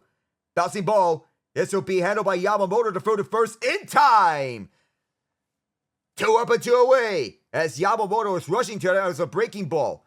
18 blocks to 9 in favor of the Canucks, 38-28. Canucks out hitting the Panthers. Lead pass, this is Besser. Besser wraps this on the pass towards the sin bin markers. Bouncing puck, retreats back over to the Canucks zone. Quinn Hughes, the captaincy, chased by Sam Reinhart. From the far side, activates the rush. Hughes looks to set up. Now behind. Big swing and a miss for Bader. A shot here from JT Miller. Fought up by Bobrovsky. And this is going all the way back to the neutral zone. Whereas Hughes picking this one up. Watched by Lostarinen. No Barkov, no Kachuk. 0-1. Top line on the fastball. On the drop back, Vancouver still has it. They have not given the Panthers possession. Connor Garland fought better of entering. Pettersson fakes out a man. That was Verhaeghe for that far side. Pettersson looks at that far corner. It is sandwiched out by Bennett. 0-2 count for Yamamoto. On the way. On the left line. Florida has possession of the puck. And that's outside the left line. 1-2. Florida has possession of the puck for the first time. Verhaeghe will look. Has Bennett opposite point. Finds him. Sam Bennett to win it. And Shelovs turns it away. 1-2 pitch. Big swing and a miss on a splitter. 91 as he went golfing there. Yamamoto shuts the door on the Mets. 5-2. Dodgers lead entering the fifth. We'll take you to the Miami metro area. Where's Jake DeBrusk closing in. DeBrusk to the goal. And he knocks the net loose. And he causes a chaos here. A rumble here. Evan Rodriguez going after his neck. Oh my goodness, this is getting ugly.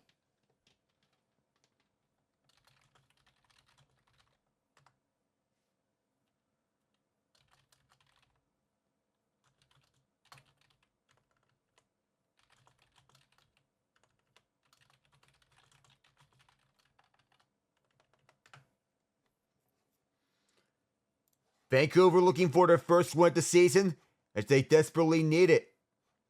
Broncos up 16-3 at halftime against the New Orleans Saints. It's technically a Sean Payton revenge game when putting it like this, because Payton originally coached the New Orleans Saints. It is 3-2 Oilers after 2, by the way. No score between the Islanders and Blues. Joe Hofer and Ilya Sorokin going after it. Jonathan Marchessault on the power play evened it up at 2. Romeo and Yusei Saros the assist. McDavid from Ekholm and Leon Draisaitl. DeBrusk and Rodriguez at the box.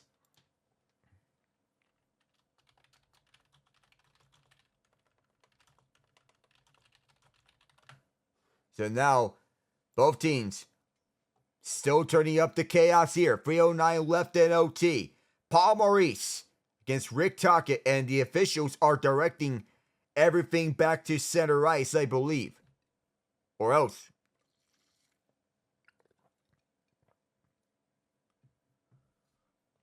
And Tocchet, formerly with the NHL on TNT studio, former head coach of the Arizona Coyotes, now known as the Utah Hockey Club, as they rebranded, revamped themselves, and Columbus went 6-4 for a big win over Buffalo.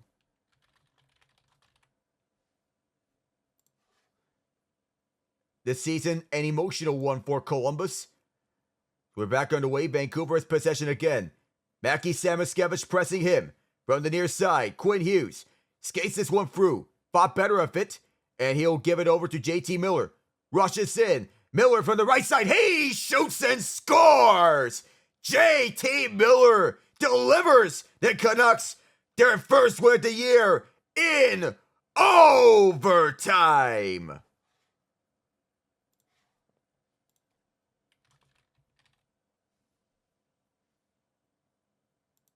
little homage to Jack Michaels there. Even though he calls games for the Edmonton Oilers, one of the best play-by-play men in the business. A shout out to him. Kike Hernandez, a 1 count from Jose Butto. Won a World Series with LA. His first go around with them. 0-2 as he takes his one down for the middle. Kings win 4-1 over Les Canadiens.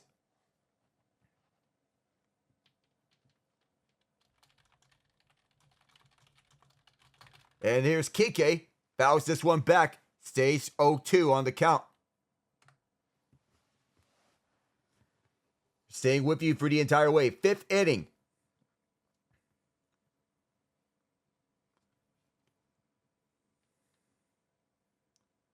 The 0-2 this time. Bouncing ball foul to left. And fans wearing hoodies here around Queens, New York. Canucks get a badly needed victory.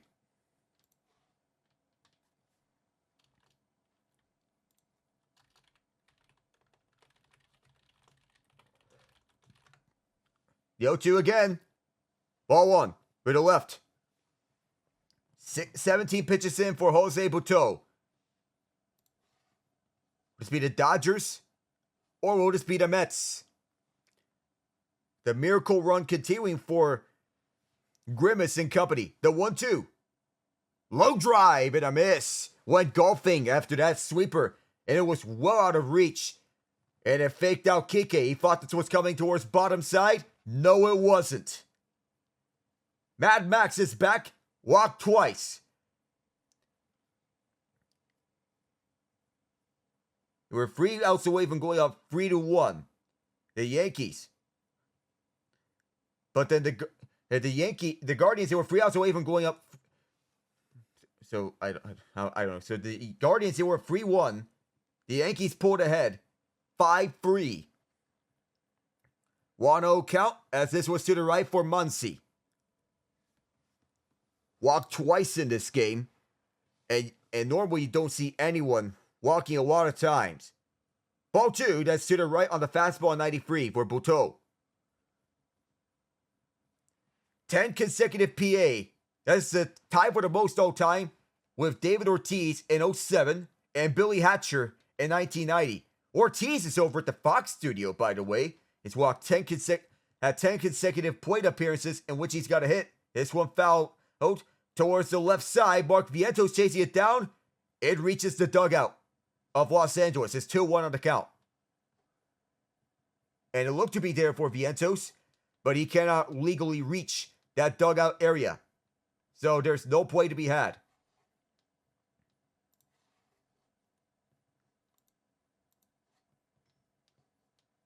So 2-1 count. On the way here. 3-1. That's a changeup. 89. That's a hitter's count. Usually you see the majority of hits in baseball on a 3-1 count. And the Islanders and Blues set to begin the 3rd period. Chance for either one to break through. Ball 4. And Muncy will walk for the 3rd time. And that's the 11th consecutive plate appearance reaching a base. The most all time. He surpasses Big Papi and Billy Hatcher. Mad Max on board. At St. Louis, Ilya Sorokin, 20-20. Joe Hofer, 21-21. And his goaltenders duel. Rangers up 5-1 in the 3rd period. And Will Smith takes strike 1 at the top right corner. Fielder's choice on the first appearance. Foul down the second one.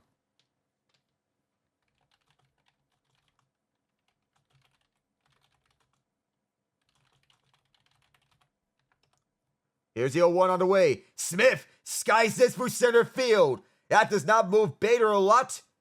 And Muncy has to retreat. 2 up and 2 away.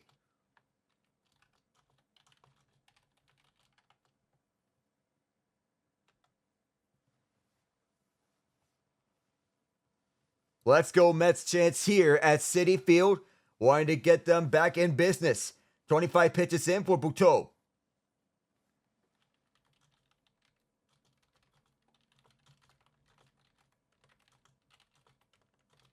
Now Andy Pages on this one.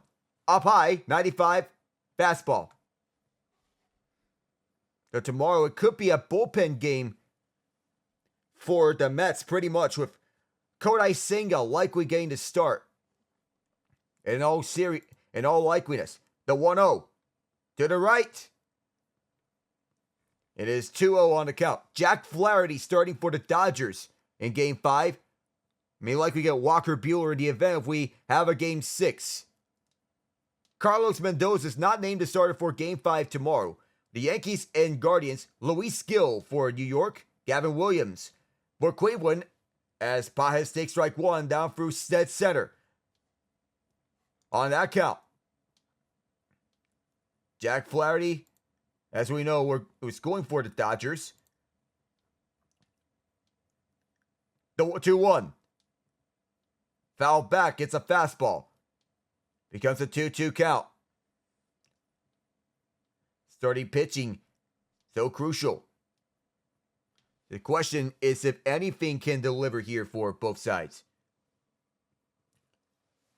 Tyler Glass now watches. He's out for the rest of the year. But this pitching staff is historically good.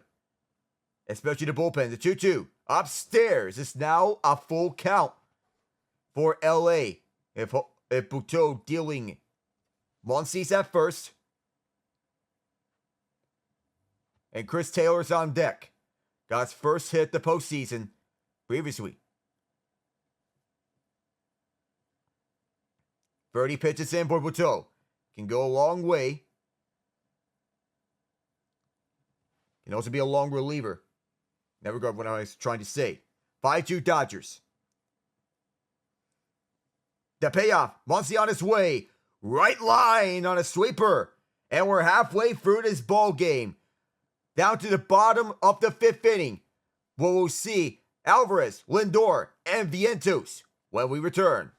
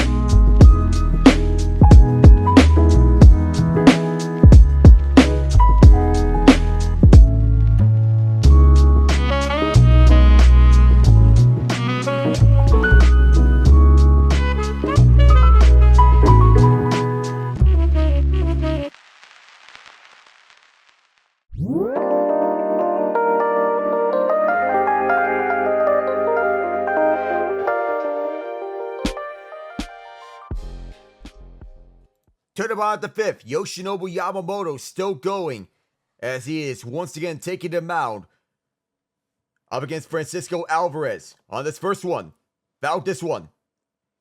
On the first pitch, curveball over to the left side of the foul line. 167 batting average. He's been turning it on thus far. 1 RBI. 5-2 Dodger lead at the bottom of the 5th. Big question, how long will Yamamoto go? Oh! And that hit Alvarez's tie. And he is hobbling to first.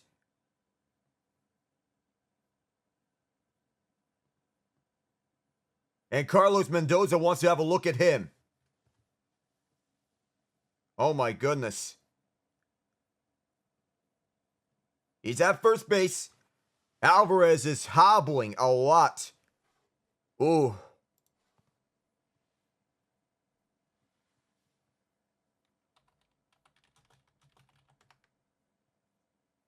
Ooh, that fastball catches his tie. Ooh. That ball struck him at that upper tie at the left leg, and he was hobbling to first base. Shout to him for fighting through that pain and power. Oof. Will he go for the rest of this game? Who knows? The big question that matters is if he's going to fare for the rest of this game. He's going to battle this pain.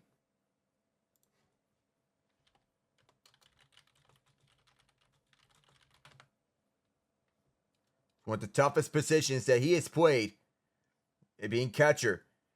It's a very tough responsibility. Wearing extra protection. Your helmet.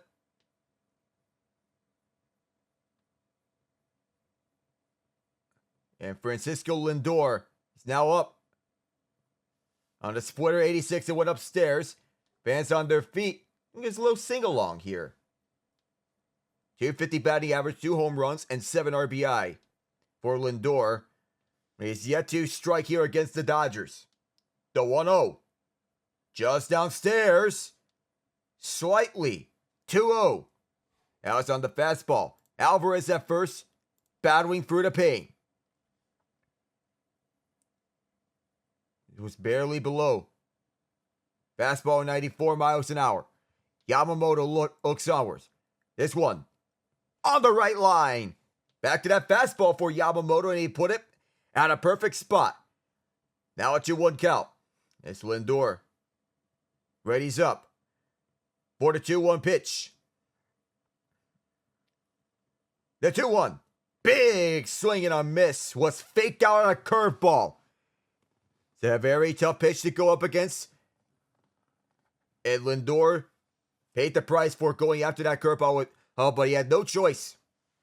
Just missed it. The 2-2. Upstairs and a miss. 94 on the fastball as Lindor chased after it. As Yamamoto's forcing a lot of swings and misses. In the meantime, however, Evan Phillips is warming up. One of the 3 highest leverage relievers for the Dodgers. One of 4 if you count Ryan Brazier. Knowing that the other 2 are Michael Kopech and Blake Trinan. This one upstairs for Lindor. He takes it from Yamamoto. And that could be it for Yamamoto. And he gets the word that he is being subbed out. Phillips coming in up against Mark Vientos. We'll be right back.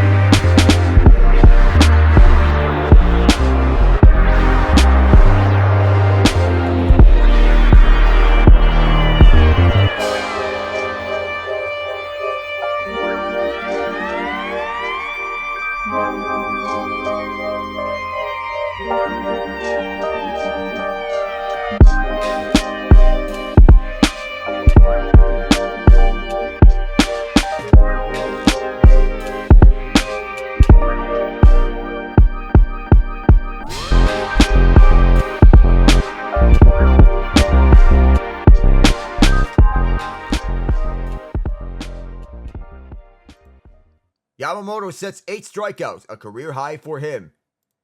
Evan Phillips making his first appearance in this NLCS as he is taking the place of Yamamoto. The first reliever on for LA, Jose Butto, the first reliever on for the Mets. For 1 2 first innings, Butto has struck out 3. Phillips now taking over from here for Los Angeles. On for the rest of the 5th inning, and how long he goes in the 6th. Bottom left on the sweeper. 87 miles an hour for an 0-1 count up against Vientos, who's been the best batter for the Mets. Got the tying home run the 1st inning. He can bring the Mets within 1. Bottom of the 5th with 1 out. This pitch, off. Over to the left. Back-to-back sweepers, but this time it curved a little more towards that left side. A 1-1 count now. Runner at first is Francisco Alvarez. Now it's after Yamamoto hit him on that left tie. This pitch, barely to the left. Fastball 97. No earned runs and team wins for the Dodger bullpen. 2.75 ERA this postseason. Did not give up an earned run in the games that they've won. The 2-1. Swinging a foul to right. It's on a sweeper. Mark Vientos looking to capitalize on another opportunity. He did get a home run from that 2 spot. He's been batting nicely at that area ever since he was utilized in the 2 spot.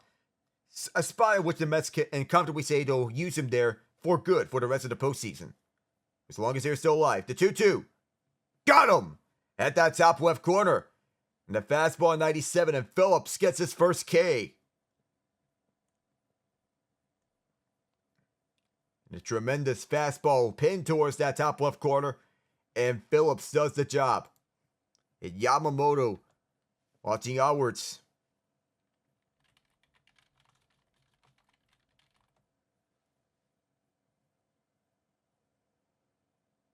This one, on the first pitch, is a sleeper, 87, towards that bottom and right corner for Alonso, 206. 3 home runs, 6 RBI.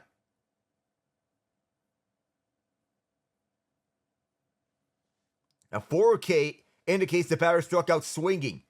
As to the left, fastball 97. The backward K shows the batter was called out looking. Against bullpens, the Mets are 267 with runners in scoring position in the NLCS. 6 runs, 1 home run and such. Shot back and a foul. They're having 26 runs in the first 2 series against the Brewers and the Phillies bullpens. Dave Roberts managing his bullpen nicely. One of the best managers in the game, nonetheless. The 1-2 for Alonso. Bouncing ball just reaches Edman. He'll put away Alvarez at second base. Still continuing to deal with that bad tie after getting hit by Yamamoto. Dodgers preserving that 5-2 lead headed to the 6th.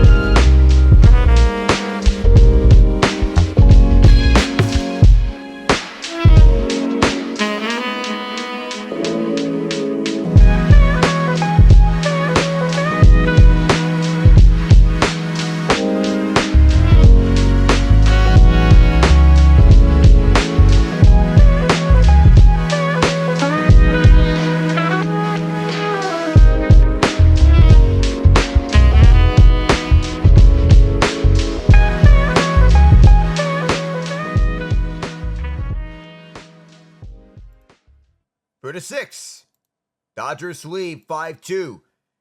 6 wins away for them in reaching the World Series, as this is chopped deep right field. Marte is right there. He makes the catch and puts away Chris Taylor. Last night, Shohei Ohtani, 115.9 miles an hour on the exit velocity on his free run shot. Tonight, he hits this one on a flatter swing, 117.8 miles an hour on the exit velocity. The 4th highest exit velocity on the season for home runs. The 3 ahead of him, all were from him. And all above 118 miles an hour. First pitch, on the right on the changeup, 88 miles an hour. And the Red Wings get one back, but they're still down by 3. Rangers up 5-2. JT Compher the power play, Ben Sherratt and Eric Gustafsson the assists. San Jose's on the board after a changeup by Ohtani. Flyers and Kraken underway. Sharks on the board. And that goal coming from Tyler Toffoli, William Eklund, and Michael Granlund the assists. With 1:43 to go in the second. The 2-0. No swing, that was downstairs on the sinker. I almost imagined that I did not have him swing at anything. And that may be the case for Jose Butto. Halfway for the third period between the Islanders and Blues, still in search of a first goal. 3-0 pitch. That's outside. Ball 4. 4 straight pitches, 4 straight balls towards Shohei Ohtani. That's another free pass. And this shot between Ohtani and Yamamoto. These two being fellow countrymen, very good friends.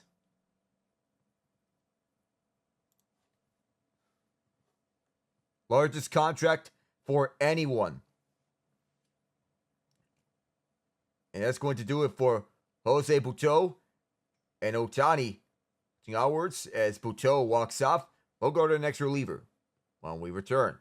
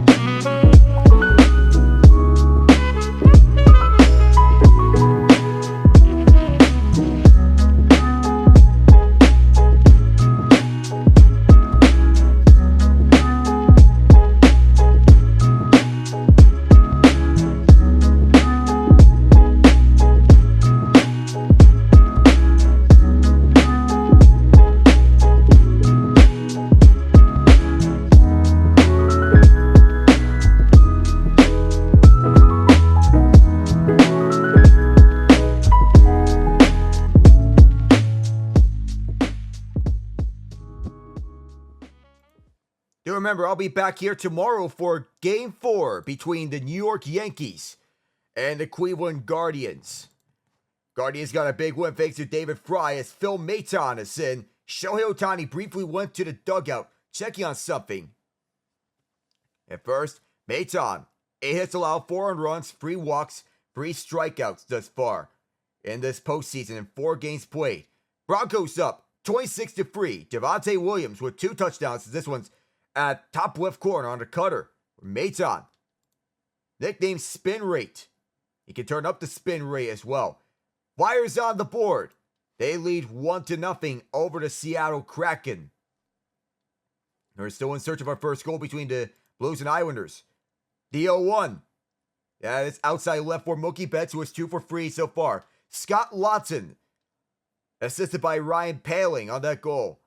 So 2 Flyers making their season debuts this year as rookies. Not just Matvei Michkov, but also Jet Lushenko. 2 teenagers. The 1-1. Downstairs, Sicker at 88. So a bold strategy by John Tortorella, getting in 2 rookies onto the ice to play old-fashioned torts hockey. Into live in the action for the Islanders and Blues. Shot back and a foul on the cutter. 89 miles an hour. 5-2 Dodgers, top of the 6th. Runner at first is Ohtani. 1 out.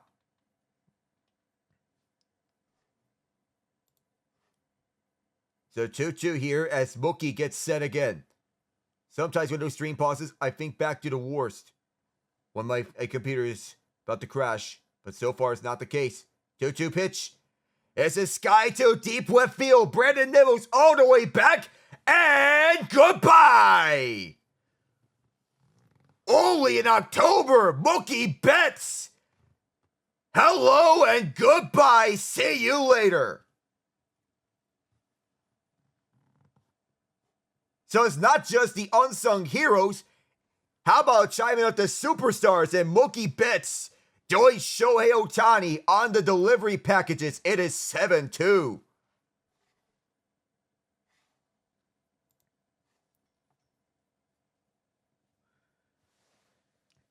A single, a double, and a home run for Mookie Betts. And he is officially on cycle watch. If he gets a triple, he'll complete it. If he gets it as next at-bat.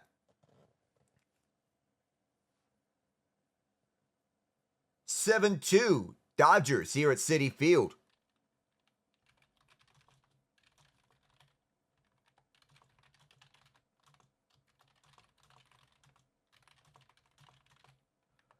The high fives continue on Teoscar Hernandez. Takes ball 1. High fives continue on for Mookie, the ex-Boston Red Sox man. The 1-0 to the right. 88 on the sinker. And no matter how this season ends for the Mets, that they fought with their most valiant efforts. Notice this 7-2 game. 4 minutes to go between the Islanders and Blues. Turn there in the meantime. 3-0. Cutter 89 to the right. 3:55. Blues control. Parayko. From the red line, shoots this one through. Around inside. It is Palmieri picking this one up. Palmieri almost got tripped. And the Blues puck in front. Holloway can't get it through as Teoscar walks after that cutter was outside. Runner at first. It's another walk for the Dodgers. Holloway sends this one through. Over the left side. Far wall as Palmieri sends it back. Islanders in control. The fair ball as it reaches the second level, the second row, in and out of it. Puck is tipped up. Blues send this one around. Chipped up and down deep. Chasing after it is Zach Boduk. In the far corner, Bushnevich, he sets up Jake Neighbors. Big stop by Sorokin. On the far corner, on the Islanders, he's down. Palmieri's down, and another one-timer blocked in front by Mayfield. Blues holding onto it, but can't for much longer. Cleared out by Brock Nelson, settled down by Maxim Siplikov. In his rookie season, coming over to KHL. Islanders regain control of 240. Teoscar at first base. And Mayton comes out again. Tommy Edman at the point now. Edman. Chip back for foul. Settled down by Romanov at the left side. Alexander Romanov shut down by Hofer. At the far side, Jordan Kyrou walks this one through. 1-on-1. Kyrou trying to do a little too much, and that backfires on him. Islanders have it. Moving through at the near side. Duclair dropping it back for Horvat. On the right side, on the trailer. Loose puck in front. How did Hofer keep that one out? Huge save there. On the in and out, the double play was not there for Tommy Edmonds, a fielder's choice. He is safe at first. Teoscar's out. Top of the 6th, 2 outs already. Colton Parayko scoops it up away. Islanders with the puck. From their own zone, Holmstrom sends it to the far side. Now on the leadoff. Pageau. Off of him. First there was St. Louis. Held in his zone by Pelech. Friendly fire on that shot. As this takes a bounce off, I believe, DeQuire. Or that was Holmstrom, rather. Pageau down low. Pinned towards the far corner by Justin Falk. Holmstrom there. Holloway, Shen, Joseph, Broberg, and Falk all out on the ice for St. Louis as this one chipped up. Race for this loose puck. Knocked away. 0-2 count, by the way, for Kike Hernandez. Mookie Betts, a postseason career high of 4 RBI. It's his show now. Start the season at shortstop. Moved to his traditional position at right field. For it's a strike for him. The 0-2. And on the ground here, Tommy Edman steals second. Oh, this shot was wide with 51 seconds left. Loose puck in front. Here's Palmieri. If the Islanders hurry, it's a 3-on-2. No, it's not. And Tommy Edman over at second base. Did Kike go? That is the question. The inning may be over. So the stolen base may not matter. So Mookie Betts, his third hit. 4 RBI. Romanov shots blocked. The icing is, the offside is waved off. Puck is still kept alive at the blue zone. Islanders jump back in. Noah Dobson right there. Blues scoop this one out. 10 seconds. Brock Nelson. The Islanders play for overtime? I believe so. Romanov backs up, and we'll head to overtime. So, giving you the reset here. Giving you the reset here as we head to the bottom of the 6th. Ohtani left wing soft. Home run to right. 422 feet. Mark Vientos to center field. 397 feet. Tommy Edman, an RBI double. Scoring Ohtani. Kike Hernandez reaching on infield base hit to shortstop. 3-1 by then for the Dodgers. Then Brandon Nimmo. Fielder's choice is second. Peter Alonso was tossed out there. But Francisco Alvarez scored. It took a review. But the Mets drew and won. But that's the closest they would get. Mookie Betts. With an RBI double to scoring Shohei Ohtani and Chris Taylor. Then Betts hit a home run. Off through left field. 377 feet. Ohtani in. 7-2 Dodgers. At this point in time, only other game was the Yankees and Guardians in that 10-inning thriller. 7-5 in the Guardians' victory. Jose Trevino began things off with an RBI base hit to right, scoring Anthony Volpe for the first run of this game. Kyle Manzardo, a home run to right, score him and Brian Rocchio in the third inning. In the 6th, Andres Jimenez, an RBI base hit to center, Lane Thomas scored.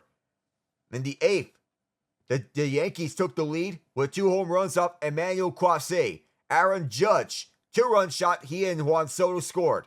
Then Giancarlo Stanton hit a home run to center, 4-3 Yankee lead. Then a Gleyber Torres sac fly to center, brought home Anthony Volpe. John Kenzie Noel tied it up, home run to left, he and Lane Thomas in. In the 10th inning, Andres Jimenez made a beautiful defensive play. They strike out.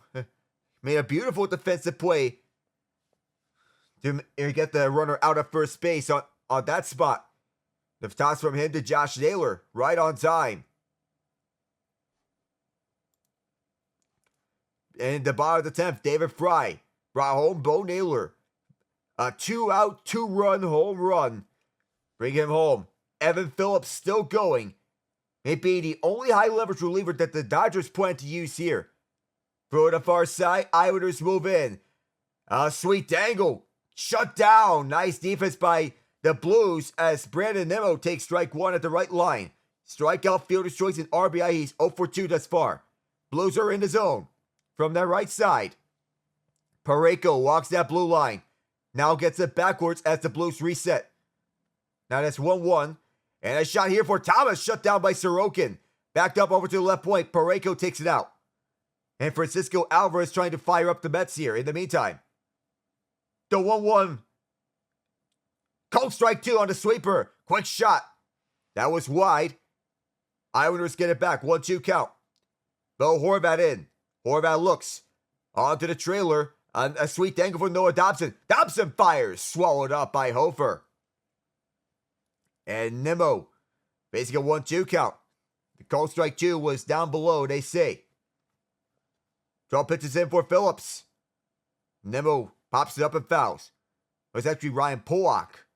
And that was taken on to the groin area for Ilya Sorokin. Falk, Shen, and Buchnevich out there for the Blues. Nelson taking the face-off for the Islanders. The 1-2. Slash to left field. Into foul territory. So this will not be a base hit or double for Nimmo. He'll stay put. Pollock has it for New York. Now opposite side. Brock Nelson through that near side. Nelson fires. Hofer thought about throwing it up, but he keeps play alive for Shen. He might regret that. It's Nelson behind the net. Over to the left point. Coming on is Palmieri. Around Falk. Backed up for Pollock. Pollock. For Palmieri, he'll retreat as Nimmo deals this one. Left field. This time he has a base hit. Went right over the head of Kike Hernandez. Gets set. JG Pageau closing in. Pageau fires. Glove down by Hofer. Keeps play alive. Set it up front. And Buchnevich through center. Retreats. Lindor 3 of 14 this series. Nimmo 2 of 13. Alonso 1 of 13. Those are the top 3 players on the Mets. And they need to set up. Tapped in! Jake Neighbors wins it for St. Louis in overtime.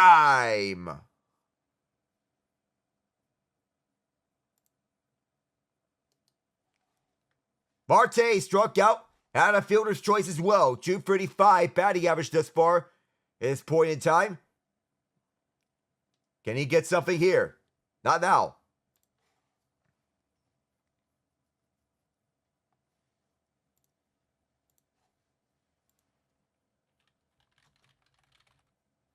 It's very close.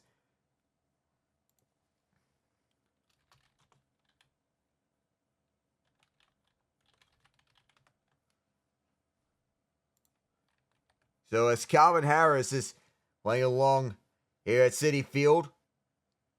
Still a 2-0 count. Runner at first. And the Blues, they can play Gloria. Watching onwards that 3-2 game between the Oilers and the Predators at Bridgestone Arena. Slash to the left. Off Kike Hernandez. Edmund rushing back onto his left field. And the noise brought home here at Citi Field.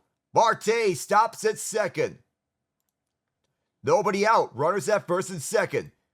Mets can pull within 2. JD Martinez can bring them to this spot. Too hot to handle for Kike. And Nimmo, he delivered. Thought better of going to third base. Nashville looking to tie this one up. In the meantime, watching onward that game, Oilers in the zone, Predators pick it up. Long stretch pass, chopped away, Anthony Bonda warming up at the bullpen. The bottom of the 6th, Phillips. Time may be running out for him. First pitch for Martinez. It's a strike at the top right corner on the sweeper. Oh, Saros is way out. Oilers glove it down. Thankful for him, and Oilers are not in prime scoring position for that.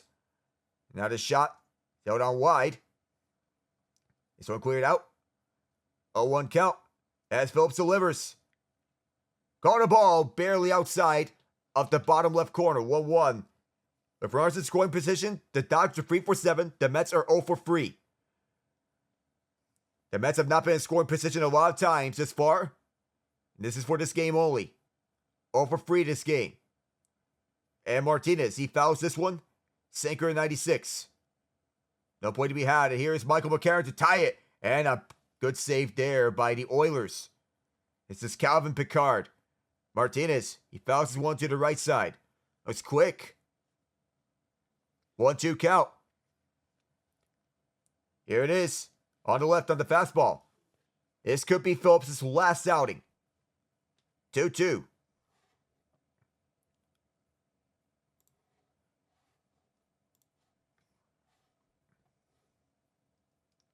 So 2 on, nobody out.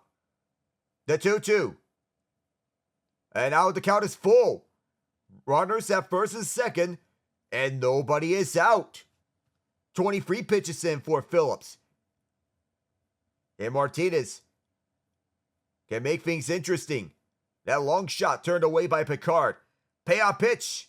Outside. Bases are loaded. JD Martinez gets things done.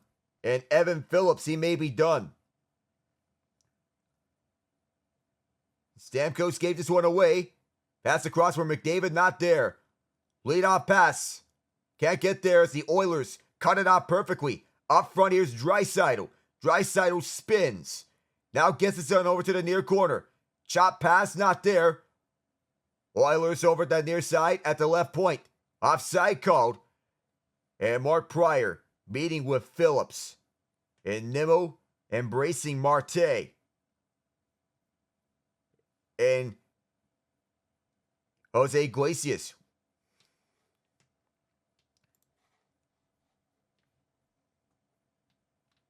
Bottom of the 6th. Gotta have a crucial call to make for Dave Roberts. Just 2 hits for the Oilers. 28 for the Predators. Nurse. Skinner tried to chop this one through, but the Predators get it back. And a lot of momentum swings in this series. The 9-0 loss was the biggest shutout loss in team history. And it's 6 runs in the first 2 innings. In Game 2, they win 7-3. And Game 3 was the first time they were shut out twice in one postseason series.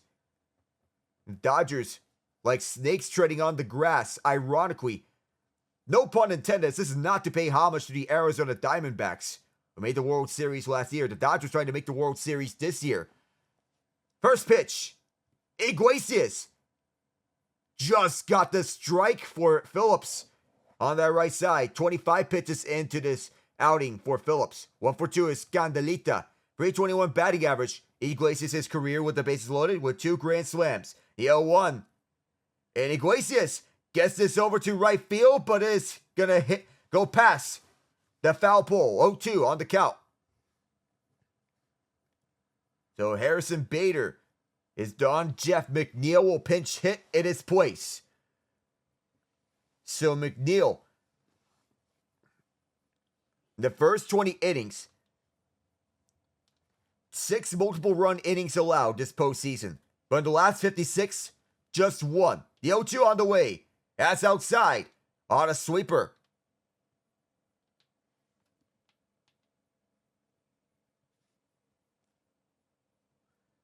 Mets fans trying to get pumped up. They're down 5, but they want to get this crowd. Iglesias wants to get this crowd going. OMG. 27 pitches in for Phillips. Next pitch going to be crucial. Big cut and a miss. Got him on a fastball at the top left side. And that's the first strikeout of this inning. Is this it for Phillips? As Iglesias missed this one just a little low. And to get that power ball. And Mets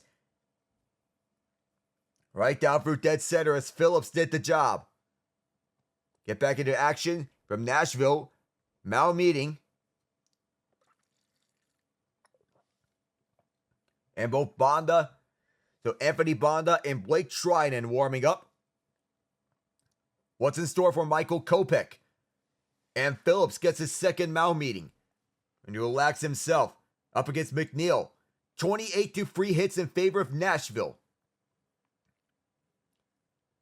Spinorama off the faceoff. This goes back for Fabro. Nashville tried to tie it. This one blocked in front. On the far corner, the Predators trying to get it. Oilers in control again. Shots 33-25 Edmonton. Oilers ice it. McNeil, 238 in the regular season, batting average, 12 home runs, and 44 RBI. Injured at the back portion of this regular season, so he was not in the lineup to begin the postseason. McNeil swung and missed on the sweeper. 87 down through bottom center. 5:10 left in the third period. Nashville can tie it. They have Ryan O'Reilly back out there. But in McNeil's career against Evan Phillips, 0 for 4 of a strikeout. That includes postseason. McNeil Fouls this one to left. Puts him in an 0-2 hole. Preds win the faceoff. It's over at the left side. Dropping right back. Opposite side. A one-timer by Shea. Save. Rebound loose. Batted up. The Nuge in control. Ryan Nugent-Hopkins. Set up in front for Koak. And he'll send this one through. All defensive lineup for Edmonton to trying to lock and key on the Preds. From the blue line. At the near side. 0-2 pitch.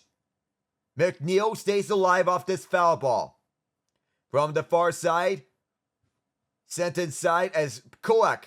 Predators recollect from behind the net at the trapezoid. Can't get this one through. A shove. No call. Back to the point. It's Shea. Opposite side as Nashville's looking to tie it. On that left point. It's deep shot. Bouncing puck. Went over to the near corner. McNeil. Another 0-2. That's a bullet to right, and Pickard lost his mask. And so play has to stop. That's a safety violation if they let play continue to go. If McNeil, if Pickard continues to have it on. Jason Dickinson scored for Chicago, by the way. They're watching onto this Edmonton-Nashville game. The 0-2. It's downstairs. It's ball one. So the goals for San Jose and Chicago respectively. Jason Dickinson followed by Fabian Zetterlund.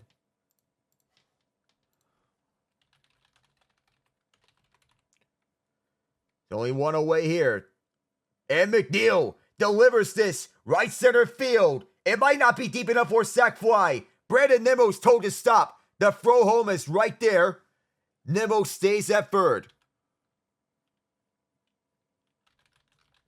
No problem there. 2 up and 2 away. So 4 minutes to go as the Oilers want to put another damper on this Preds comeback attempt. Back for Ekholm. Up aside, Evan Bouchard. Long shot away. As a shot pass, it goes back for Bouchard. One-timer, top of the left circle. Rebound in front. And a good save there by Saros right in front of Zach Hyman. With 3:50 left in regulation. Dave Roberts will hand the ball off to the next reliever between Bonda and Trinan. To who does he go to? That's the big question. Andy Pa has made the long throw. And Nimmo was told to stop. As the ball was not deep enough. Hyman is over at the benches alongside Draisaitl McDavid. 3:50 to go. Oilers lead 3-2. This deep pass out to reach. Bouncing puck. And an icing as Troy Stetcher got there first. Beating out Tommy Novak. Zetterlund has made it 4-2. Chicago with his goal to move the Sharks within 2.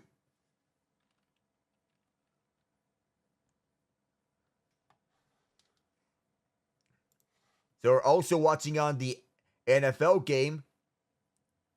Pretty much out of reach by this point. 26-3. Denver leads. Seattle ties it up at 1. Brandon Montour with his first with the Kraken. This one going back the other way with Stetcher going on board.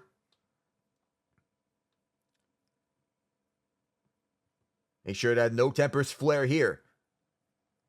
Have to see what the next reliever is on the ESPN side. Dodgers up 7-2. Next reliever for them is Blake Trinan, so decide to go with him over Anthony Bonda. So, with Edmonton moving up for the near side, 320. Adam Henrique just fires one on Saros. He'll hold on. Still in the 6th inning, at the bottom of it. Bases are still loaded. And trying to get the Dodgers out of that bases loaded jam. This is the 3rd bases loaded jam in this game. A grand slam can make things interesting and keep their high leverage relievers out there. Draisaitl, McDavid, and Hyman back out there as the big 3 among the forwards for the Oilers. Jam on the faceoff. Predators have it. Looking for a tying goal. This puck bouncing just to the right of Pickard. Or Pickard's right, that is. This one not deep enough as this was fielded by Andy Pajes and made the throw right on cue. Past Phillips and on for Will Smith. Blake Trinan, who got 2 saves in the NLDS, a 7-5 victory in Game 1, and a 2-0 victory in Game 5. In 4-2 first innings pitch, issued 6 strikeouts and 2 walks. Bottom of the 6th, bases loaded. First pitch. And this is Jesse Winker. Takes strike 1 at the top center side. He's a pinch hitter. 267 batting average. You'd imagine that Carlos Mendoza is going with Winker for that batting advantage. A grand slam could break the door open. The 0-1. Swing, and it's a high drive to right field, sending Betts back on phase. And the Dodgers get out the bases loaded jam. It took 2 pitches, but already the Dodgers preserving this 5-run lead. The Mets thought Winker had it, but was not deep enough. Taking you back to Nashville. 3:01 to go. Predators looking for their first win of the year. The Oilers got theirs 2 nights ago against the Philadelphia Flyers. 4-3 in OT. Evan Bouchard tied it. Leon Draisaitl ended it. Sent it around from Carrier. Hyman gets it out. It's a race for the puck. Winning this one is Carrier being chased by Danuch. Nashville with it again. When the Saros get pulled. Opposite side on this pass. Can't get much on that. The Oilers, they get right back with it. Arvidsson, former Predator. Right around is McDavid. Can't get much at that. Nashville is back. Right behind the trapezoid. Now they move out in front. Desperation chances. Moved up front. Through center. The Saros get pulled. Bouncing puck. Through the far corner. O'Reilly in control. O'Reilly to the left side. Net is empty. 6 attackers on. Puck is out of play.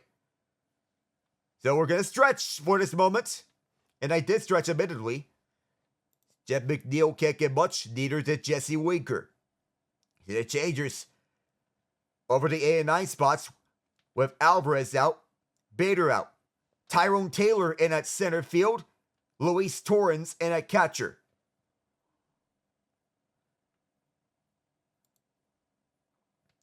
So this offensive zone face-off for Nashville. They win it. At the left point. 1 goal can tie it. A shot blocked in front. It's recollected at that right spot by Forsberg. Around for the far side. Predators looking for options here from the far corner. Now at the left point. Right side is Forsberg again. Down low, near corner. Back to Forsberg at that right point. It can go to O'Reilly if they want to. Roman Josi. Fed it over to the left side for Stamkos. Now O'Reilly in front. Hits the side of the cage. Right behind the net. Now Stamkos right back around. Out for the reach. Now moving in is Forsberg. Bouncing puck. Forsberg can't get it. And this is out to center. Josi recollects it. Roman Josi. Watched by Derek Ryan. Josi moves it up. A little move and Nashville gets in. Trying to find something. Oilers defensively shut that one down. And Ekholm on his former team trying to clear. Draisaitl recollected by Nashville as he just managed to get this one out.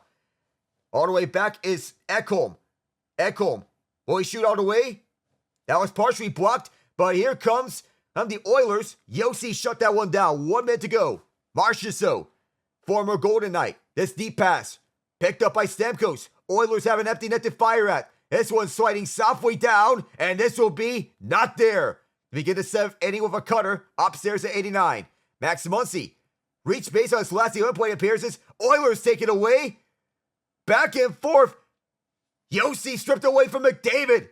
Trying to defend this one. Puck still loose. Up for grabs. And the Oilers score. As Muncy makes it 12 straight plate appearances. 4-2 Edmonton. Brett Kulak ends this bout. He gets his 2nd of this game. And Muncy with 12 straight plate on-base appearances. And Max Muncy, knowing why he is Mad Max, as he delivers another one. And that's another one there, right on the money.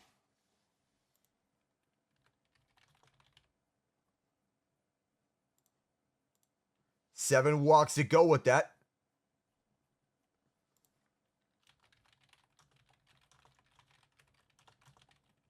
So that's strike one, up high. Luis Torrens, the new catcher.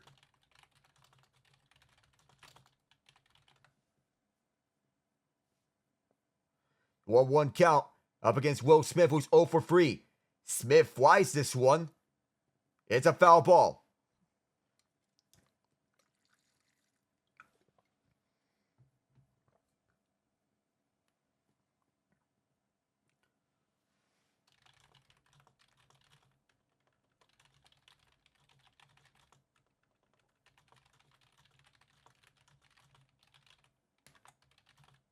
So now the 1-2 for Smith. He's punched out on the curveball. The left side, that's the second strikeout for Maton. Question here, how can Nashville start this slow after having the best offseason they've had in a while? The Brett Kulak seals the deal for the Oilers, and they win 4-2. First pitch on the right for Andy Paez, 0 for 3 on a sinker. Fielder's choice, line out, and a strikeout.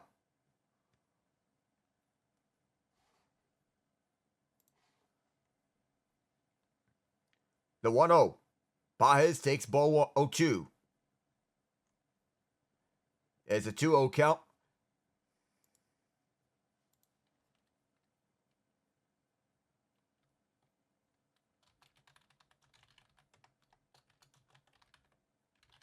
The 2-0 for Paez. Left line.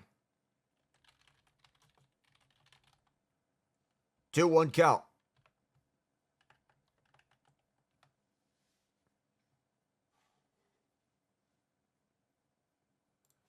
So all those accounts for MLB to show offer out all those accolades as Paez fouls this to left. 2-strike count. Staying with you the entire way. The Flyers have made 2-1. Scott Lawton from Ryan Paling. Garden halfway, reverse order. 26-3, Denver in this bout. 25th pitch for Maton. Oh, ouch. That hit him on the hand. He'll get first base, but Dave Roberts will check in on him. Caught him with the fingers in hand. That doesn't look good. Looking towards that wrist area. Yeesh.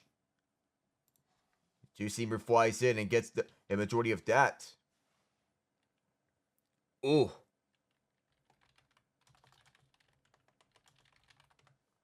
That's a tender part of Paez. Taking off his gloves.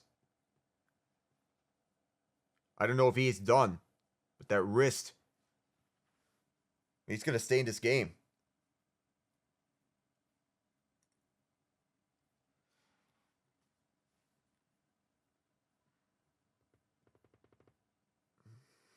So at the top of the 7th, 1 out.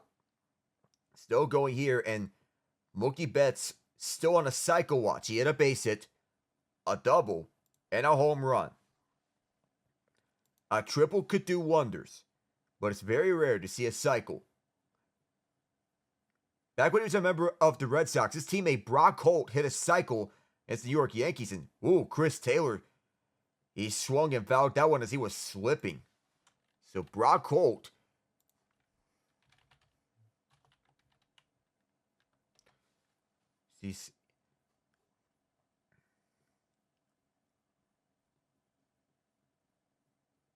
this next one, as Taylor fouls this one.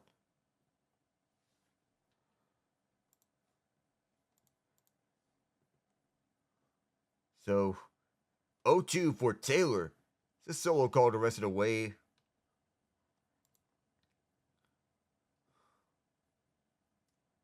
Here's the 0-2. Down low, 1-2.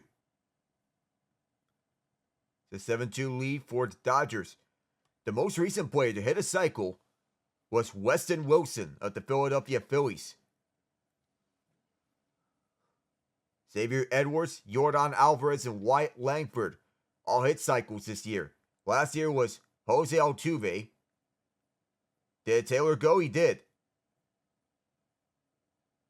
And that's 2 up and 2 away. First strikeout for Phil Maton. And Carlos Mendoza going to pull off Maton getting Danny Young. The last year was Cedric Mullins, Luis Arias, JT Romuto, Ellie De La Cruz, Jose Altuve, hitting it for the cycle last year. We'll take a break.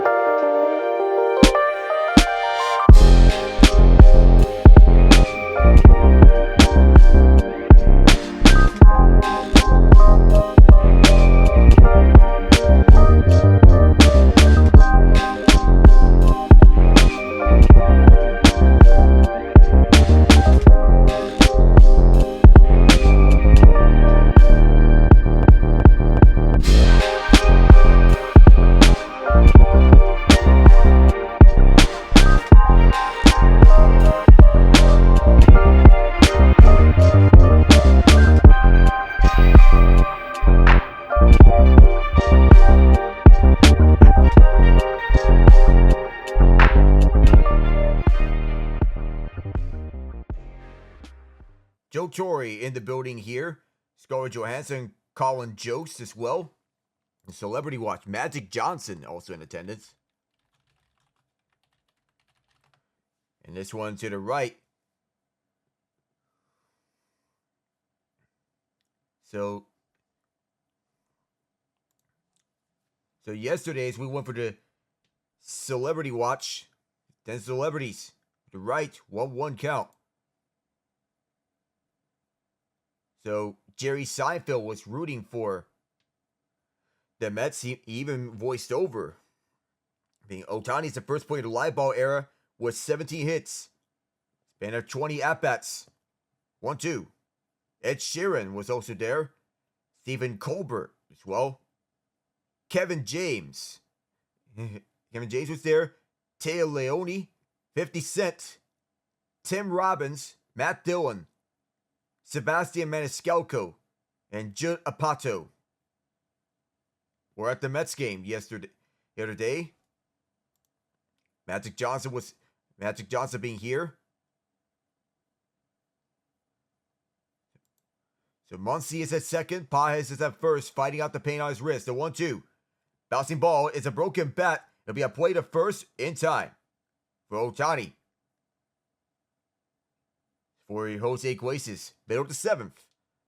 We'll be right back in a moment.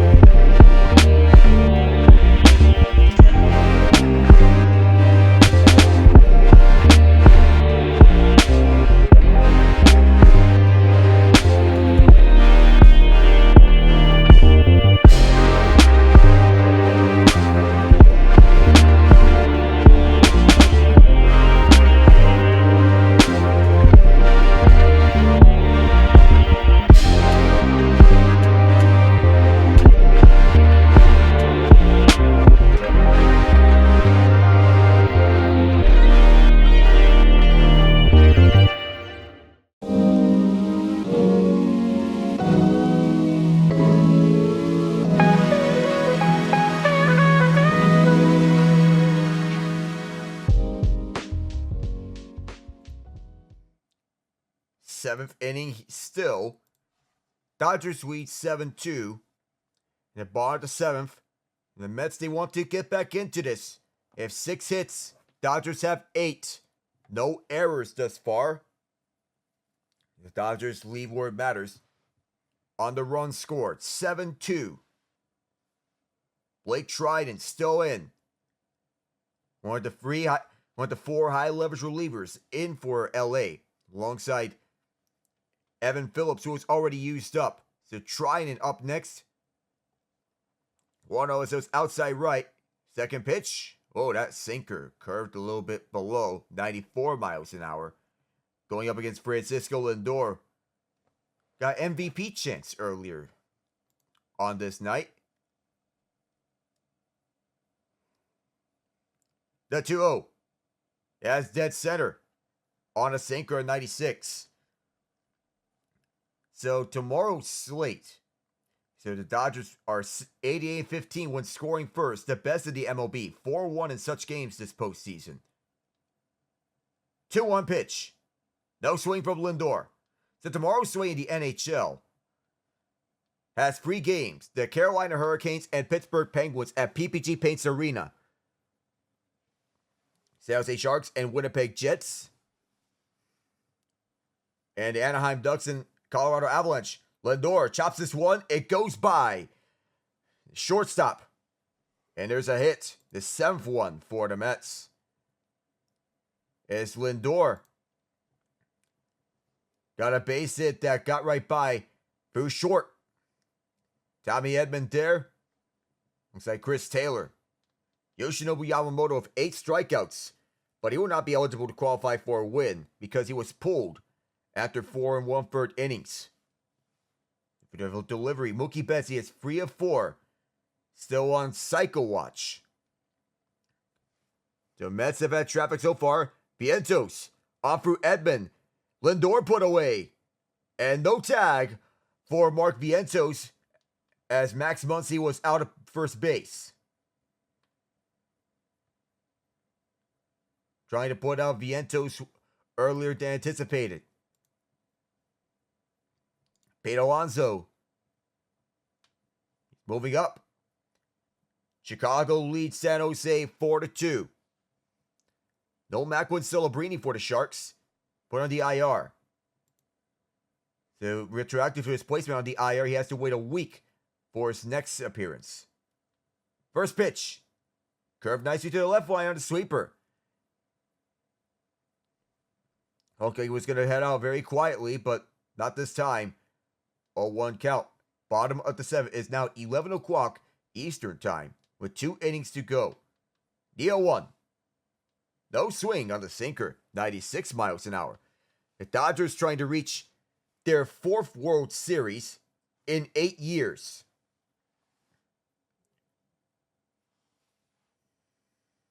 Luis Severino couldn't deliver the job yesterday. Jose Quintana not this time. This went in and out of Will Smith. He ran to the ball. And Vientos ran back to first base. No movement. The beginning of the second period between Philadelphia and Seattle.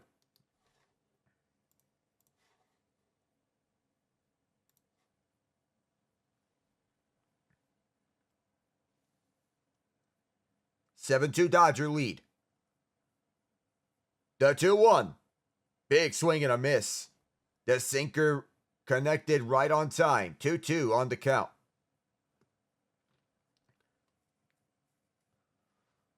That was a nasty cut with that inside.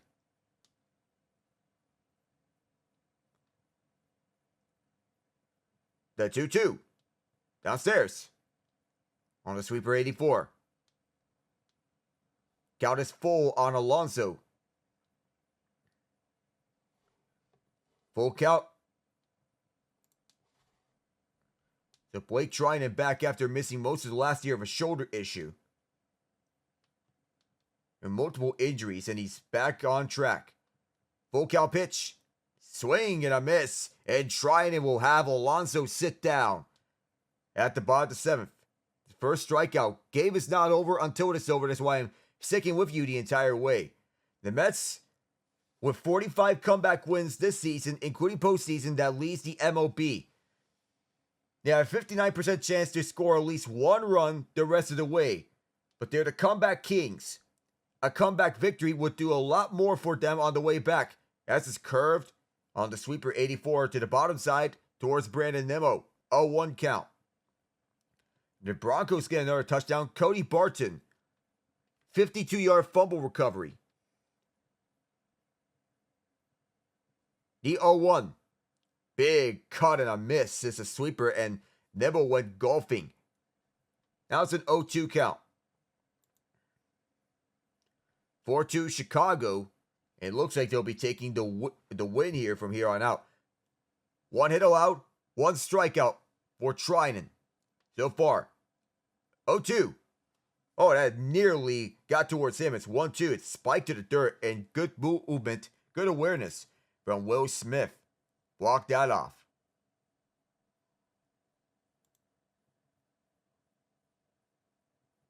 .406 to go in the fourth quarter between Denver and New Orleans. Warned about the 7th. Dodgers up 7-2. They take it over Citi Field this far to 1-2. Then both fouls to left, they'll stay put.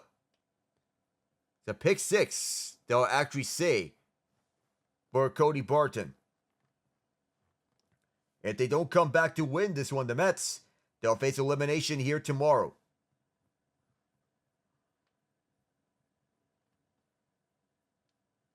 One-two pitch. Slash to right field. Vientos from first base. He's going to advance to third. The throw not in time is cut off. Runners at the corners. Could this be the start for the Mets? We don't know. But do remember, the Dodgers got off it last time around. And Blake Trinan looking to do the job here. 19 pitches in. Evan Phillips lasted 34 pitches. His status may be in question for tomorrow. May not be good to go for that point. But Michael Kopech may be good to go tomorrow. Starling Marte, 1 for 3. Base into 6. On the way, that's bottom left on a sweeper. 1 for 3. Torrance in for Alvarez. And Taylor in for Bader. McNeil and Winker were pinch hitters. Here's the 0-1. Big swing and a miss on the sweeper, 85 miles an hour. But because McNeil was used at the 8 spot and Winker used at the 9 spot, they kind of used them both at their respective positions. Winker, more of an outfielder, and McNeil, an infielder. McNeil has not had a hit in this postseason. Marte. Smith with a good block. Nobody moves. Vientos at third, threatening to strike if anything goes wrong.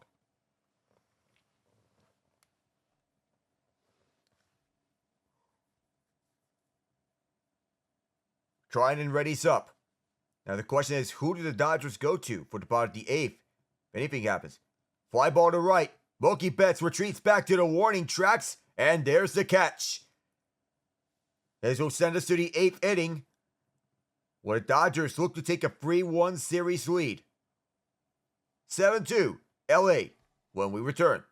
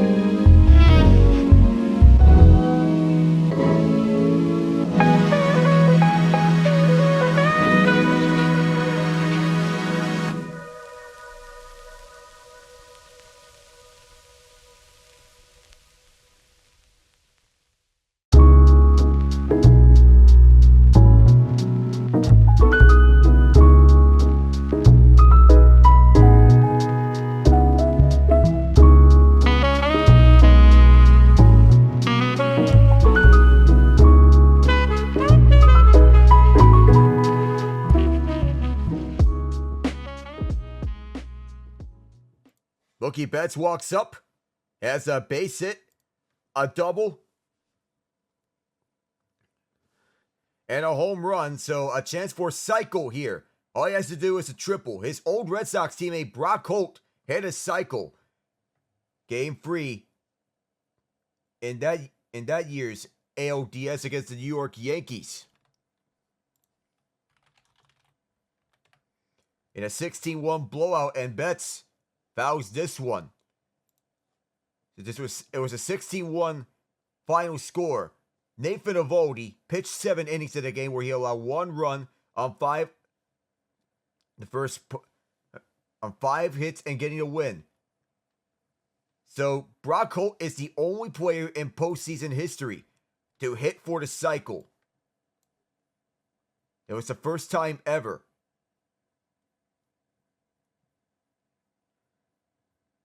It's very hard to do in the postseason. And Betts gets this to right center. It will not be a cycle, but it will be a base hit.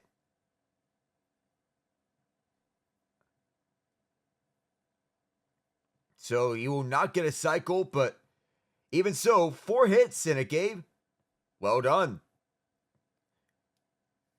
He takes us into the postseason. Each and every one of these times you take what you can get. So he will not get the cycle. And it's very hard to do. And greats like Jackie Robinson have achieved that. At the top right for Teoscar Hernandez. Brooks Robinson has also hit for the cycle previously. Willie Stargell Carl Yastrzemski, Billy Williams, notable players who hit for the cycle. Oh, Teoscar, got out that one. He dove down and got out the way. It's 1-1 on the count. Fred Clark, Nap LaJoy, Frank Baker, Tris Speaker, and Mookie. Wanting to see if that can go throughout some more as well. 1-1 downstairs. 2-1 count on the sweeper. So even though Mookie Betts does not have a cycle,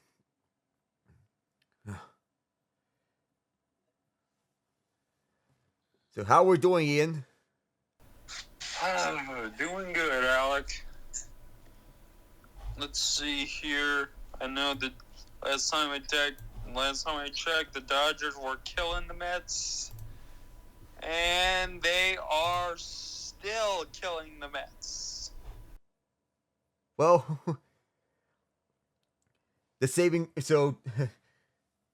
wherever else in baseball was the Guardians in walk-off fashion, and though the Yankees get 2 home runs off Emmanuel Clase, who saw that coming, by the way? The Guardians tied up with John Kensey Noel saying this to the extra innings. And if it wasn't for Andres Jimenez making a grade A defensive stop, it shows his elite defense, when he ran to the outfield to scoop up the ball and then throw it to first base where Josh Naylor was, had that not happened, the walk-off home run by David Fry would not have happened. No. But Cleveland badly needed that. I may have discussed this with you earlier, but Cleveland badly needed that to save their season. Oh, yeah. I mean, Cleveland was hanging on by a thread, but regardless, man, for them to somehow pull off this series, they have to win in Yankee Stadium.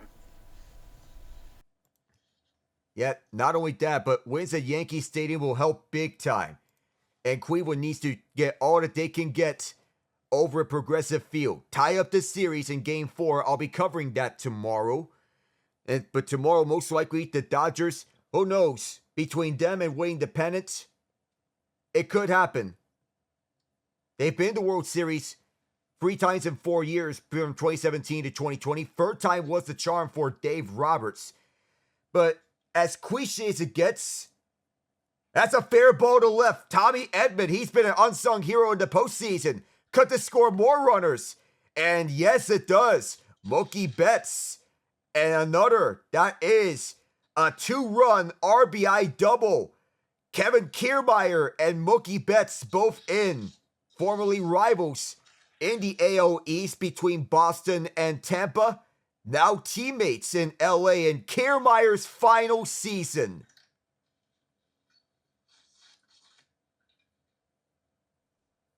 (9-2). And yes, Ian, as you noted, the Dodgers are still going at it, beating down the Mets, and then some. Yep. Unless something changes, man, we're about to get Dodgers versus Yankees in the World Series. Oh boy. Well, here comes the viewership, though. It will attract the casual fan base, to be fair, given that last year, well, here comes another base hit. And here's the LA version of Mr. October, Kike Hernandez. He's been with them before. Now he's back with a different jersey number from number 14 to number 8. And he's got a base hit. And one step closer for Tommy Edman to strike, the former St. Louis Cardinal. It was a decade ago when the Los Angeles Kings defeated the New York Rangers in 5 games. Three of those wins coming in overtime, 2 of them in the second overtime frame. That was the last time we saw a Los Angeles versus New York championship matchup in any of the 4 major professional sports, despite all the hype that the Los Angeles Lakers and Brooklyn Nets were getting when LeBron James and Kevin Durant were in those respective franchises for a potential finals matchup, but it never happened. It was the Milwaukee Bucks and the Phoenix Suns in 2021, the year that was so hyped up to be. But now that it could be Dodgers and Yankees, here, well, the marketing for this is going to go through the roof. Yeah. Hey, Alec. I want to stick around, but I gotta get to sleep. I got a 7-hour drive ahead of me tomorrow, so Hey, be well, my friend. hey, drive safely, man. Yes, sir. Hey, see you around. See you around. 1-2. That's a big swing and a miss from Max Muncy. And that ends his on-base streak. So, I guess he wanted to get a little more fancy with that. But not now. And that puts up Will Smith. Kike, 2 for 5. Edman, 2 for 5. And the Dodgers, who have been so good up and down for the lineup, continue to punch the Mets in the mouth. And they have runners in the corners. Edman scoring in Kiermaier and Betts, former rivals within the AL East, with Kiermaier on the Rays and Betts on the Red Sox. Now they're teammates on the Dodgers in the NL West. Kiermaier announced that he will retire by season's end. He wants to make sure that he gets a ring. Will Smith skies this one foul to right on this sweeper.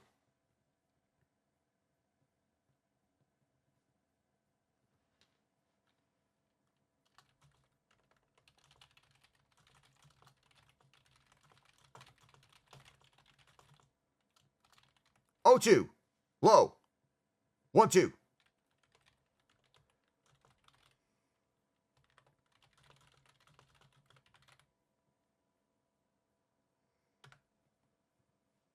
And Mets fans are dejected, but some of them are still telling jokes with one another. 1-2 pitch. Smith between the gaps. Double digits for LA. It's 10-2. And Mookie. Seeing Tommy Edman round the bases. Kike Hernandez to second. And Grimace over at the stands. Been a popular character ever since he threw the first pitch. Driven him to drink some Modelo. Oh, and a very popular character here at Metland. The Dodgers have the Mets. Grimace is still watching onwards.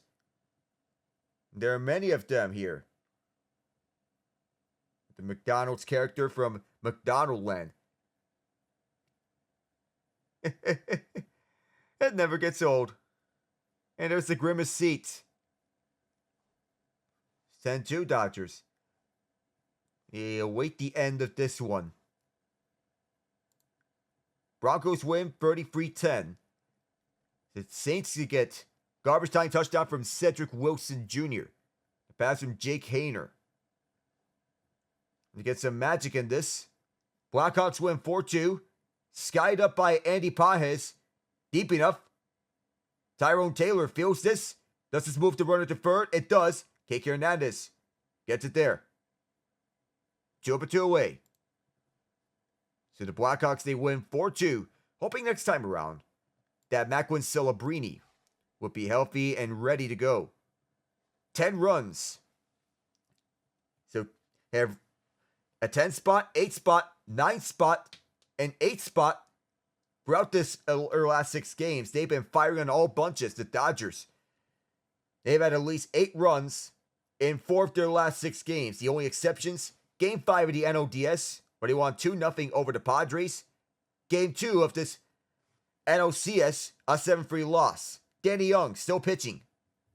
This is to Chris Taylor, who is in the place at second base because of the injury to Freddie Freeman.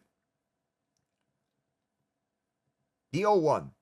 It's outside on a sweeper.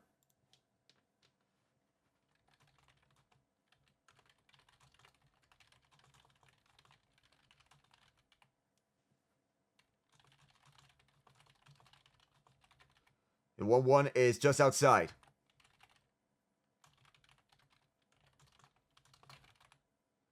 Two 1 count. The Mets fans, they want to stick around, salute their team through this magical season.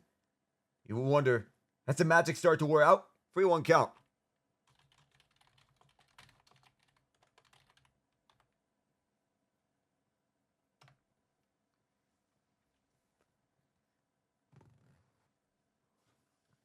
Three one count. With Young still going. Runners to the corners. And now, bases are loaded. So the Mets, they have 2 postseason grand slams. Teoscar Hernandez hit a postseason grand slam. Good Shohei Ohtani hit a postseason grand slam. Harrison Bader pulled. Just for out. Even more damage done. The Dodgers up 10-2. Pretty much may be over right at this point. If this continues even more, you can see the top of the order. So Shohei Ohtani. Oh, that hurt. Going to DH spot. He's patting the lower left leg.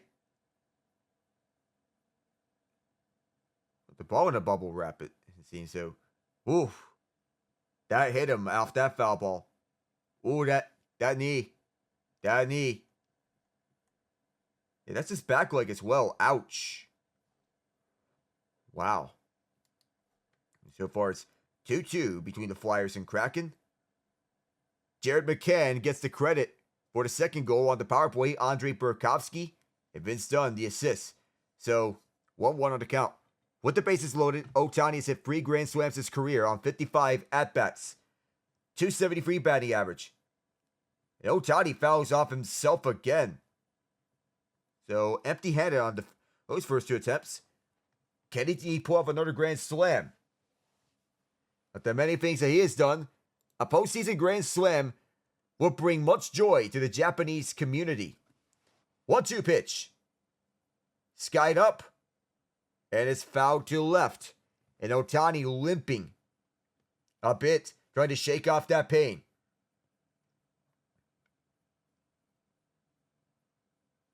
That knee is still hurting. The 1-2. Inside. At bottom right corner for the sinker. And that may be a mercy kill for the Dodgers. But the mercy kill for the Mets, I meant. But the Mets will have to go back all the way to Mookie when they start the 9th. But first, Mets at the bat.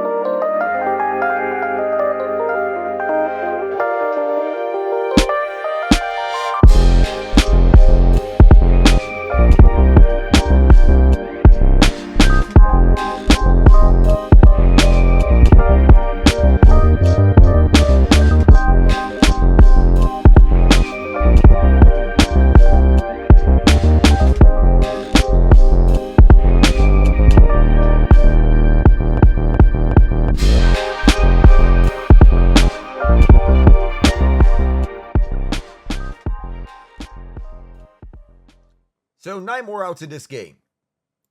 So Edgardo Henriquez now in for LA. Pitched 3 games in the regular season where he gave up 1 earned run, 4 earned runs, and 2 games pitched in the postseason action. Because of the usage of Ben Kasparius in Game 3, that puts Henriquez in position here in Game 4 to pitch. Dodgers up 8. Spike to the dirt. Kevin Kiermaier in at center field. That ends Teoscar Hernandez's night. Andy Pages at left field. JD Martinez still in here at DH. So 2-0 count for Henriquez. 2 fastballs. This one's a cutter. 88 miles an hour. Called up right at the end. Right near the end of the regular season. Wearing the number 60.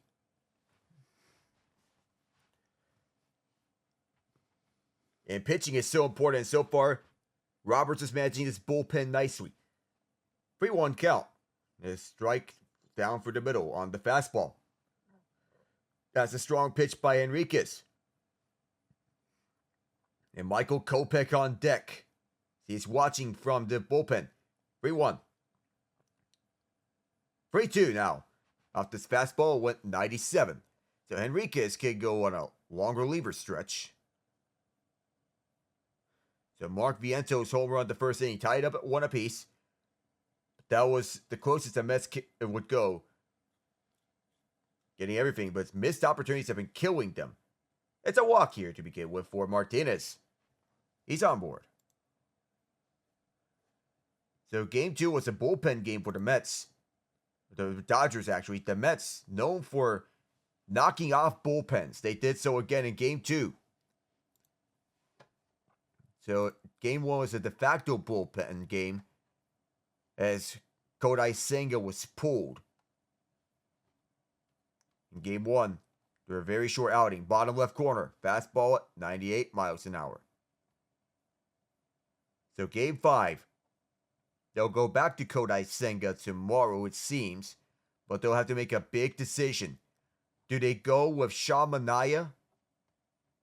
0-1. On the bottom side on the fastball, 98. Edwin Diaz watching fourth. 1-1 count. Other options could be David Peterson. Considering that he is on deck. Tyler McGill went a long way yesterday. The thought is that he will not be ready. He will not be available for Game 5. 2-1 for Henriquez.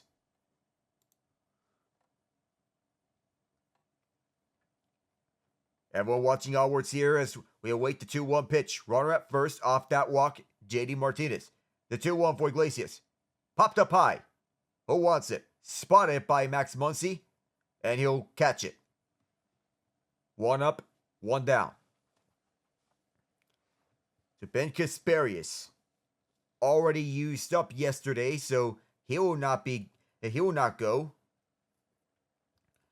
Expected Clayton Kershaw will not join for this postseason because of that toe injury.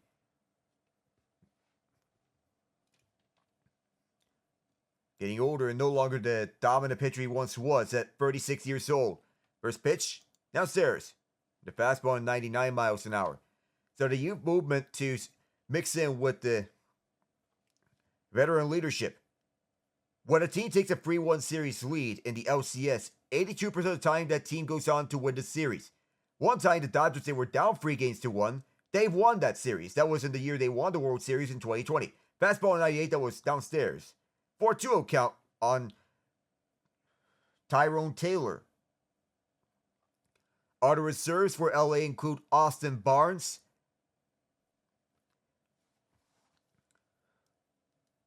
Who's on deck.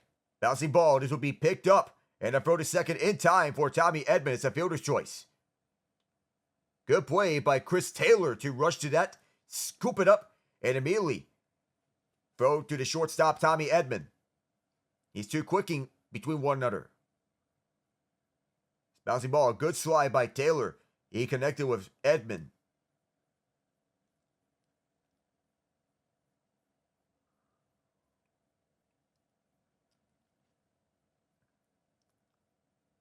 And that was a very nice play by Taylor to wrap that one up, as this is a fastball, left center. 98. So Luis Torrens getting his first at bat. Tyrone Taylor takes second on a pitcher's indifference. So it's a fielder's indifference as Torrens fouls this one on the cutter. 3-2 Kraken, by the way. Ili Tovinen to take the lead.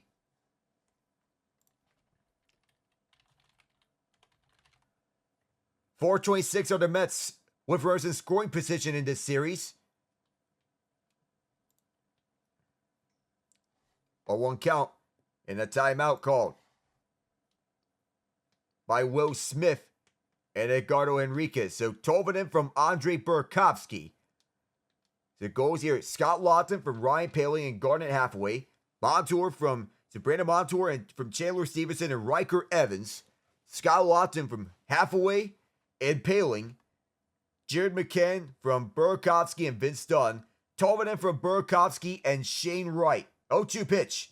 Skied up by Torrens. Shallow center. Caught by Taylor. And that takes us to the end of the 8th. Over the 9th.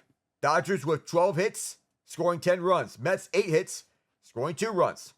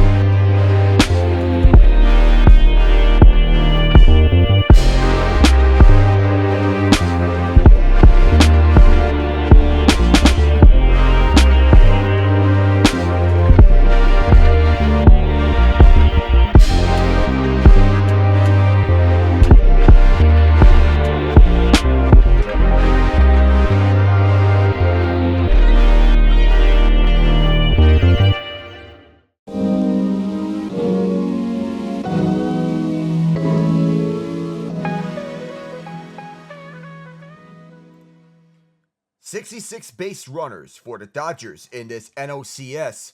That's impressive for them as they continue to deliver time and time again. Throughout. Now it's Mookie Betts 4 for 5 in this game. 2 base hits, a double, and a home run. Can he deliver for the cycle? Not there. Sinker 90. 2 balls and no strikes. Betts and Ohtani together. All that's left is the cycle. And he will join Brock Holt in history. Called strike 1. 81 to sweeper. So Mickey Mantle, one of those players, was delivered a cycle in MLB history. Frank and Brooks Robinson as Betts fouls to left. Can tell he wants that cycle badly. Joe Torre, Lou Brock, George Brett, Cal Ripken Jr. as well, Carlton Fisk, Kirby Puckett, Andre Dawson, Tim Raines, Robin Yount. Full count.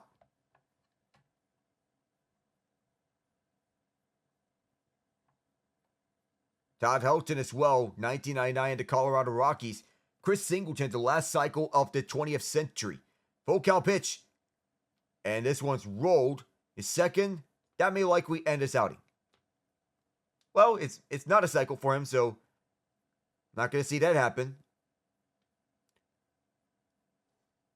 Vladimir Guerrero Sr. for the Angels. He got that. So Friday and Saturday will be Guardians and Yankees.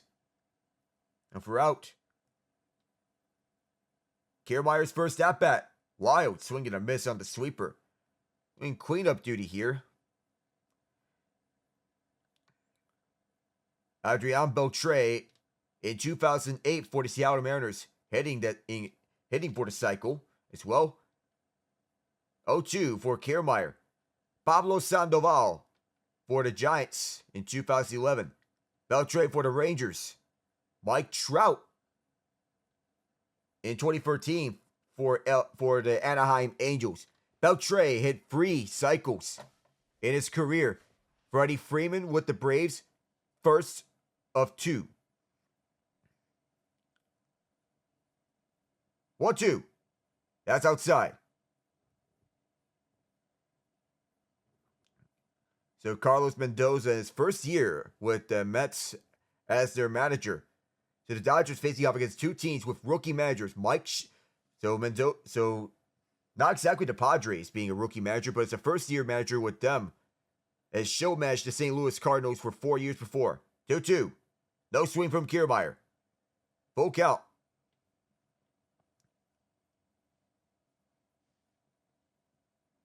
Luis Hill will start for the Yankees. Up against Gavin Williams. 10-2 Dodgers. Full count. And Kiermaier will sit down. So 2 strikeouts here in the 9th. So Brock Holt has the only postseason cycle in LB history. John Kensington tied up 5-5 to send it to extra innings. And then David Fry, right after Andres Jimenez, made a great defensive play. Fry ended it for Cleveland. Betts hit for the cycle on the same year Holt. And so in the postseason, this one grounded over to Young. Tommy Edmonds' night is done at the plate. All the Mets need to do is pray for a miracle by now. Down 10-2, a victory may be improbable by this point. We'll find out.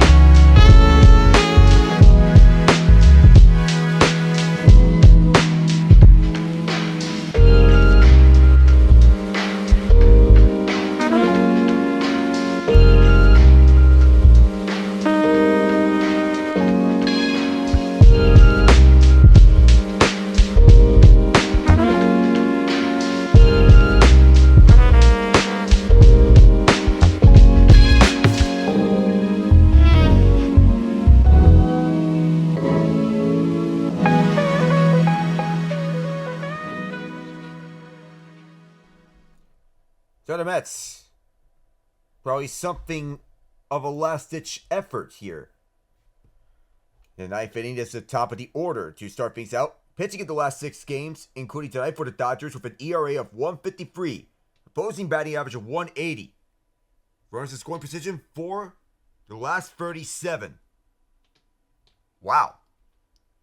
This rotation is coming alive. Francisco Lindor, 262 this postseason, but 2 for 4 in this game. Both of which are base hits. No need for big names to step up here, because this has been a bunch of nothing for the Mets ever since the 3rd inning. Brandon Nimmo grounded to a fielder's choice to score on Francisco Alvarez. Ever since, it was all Dodgers. They took over from there. Lindor fouls off this one. The fastball, Edgardo Henriquez delivering the final outs. As he is still going hanging on the mound for mop-up duty. 1-1 count. And Mets fans wanting to go home. 5-2, Kraken. By the way, as Lindor fouls to left on the cutter. Jordan Eberle from Jared McCann and Yanni Gourde. Shane Wright from Eberle and McCann. On the other side. So Eberle, the newest captain for the Kraken. Been going nicely for them. 1-2. And Lindor will sit down. He's gone at the bottom of the ninth. So the culture of the Mets this year has been a complete turnaround as Mendoza helped turn this team through. From a team that was on the verge of another lost season to one that made the NLCS just like that. First pitch for Vientos, he pumped and missed. On the fastball at 98. Dodgers trying to get this World Series back to Los Angeles. They played a Globe Life Field in 2020. But they want to play at home in the World Series for the first time in 6 years. Mark Vientos had a solo home run the first. And even though he has a .356 batting average, not been that good for him. 0-2. Swinging a chopper to center field. Kiermaier's right there. It's a base hit for Vientos. So there's a base hit. Something to boost it up. And Vientos is on board. Fouled off twice. Now Pete Alonso.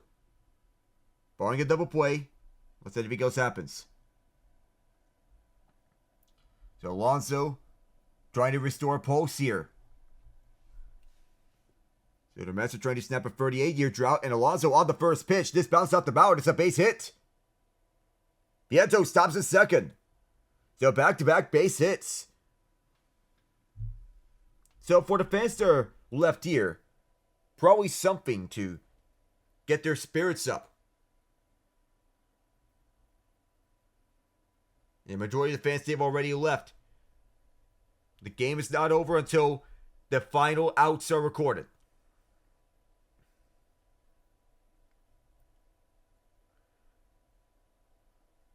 So the Mets, they have 10 hits. Dodgers with 12. But it's one side that's been excelling, and that's the Dodgers. Because they have to run support. First pitch. Ground ball picked up. Not once by Muncy. Plays there at second, not at first. As Tommy Edman punches out the polar bear. Brandon Nimmo at first. Mark Vientos at third. So down to their last out. And it's at the hands of Starling Marte. 25 pitches in for Edgardo Henriquez. And Marte up. The remaining fans are making their way over to the front of the stands. Been slumping a bit, but he could deliver here. First pitch is spiked to the dirt, 97 miles an hour. So the fastball is Henriquez. Couldn't get things going there on that first pitch. Barring another one with better luck? Maybe.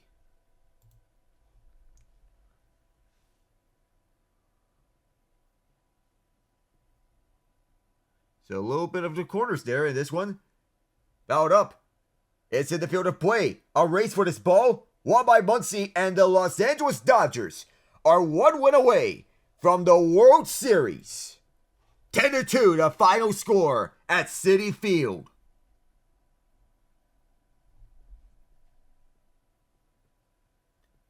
The Dodgers are the second team with 3 wins by at least 8 runs in a single postseason series,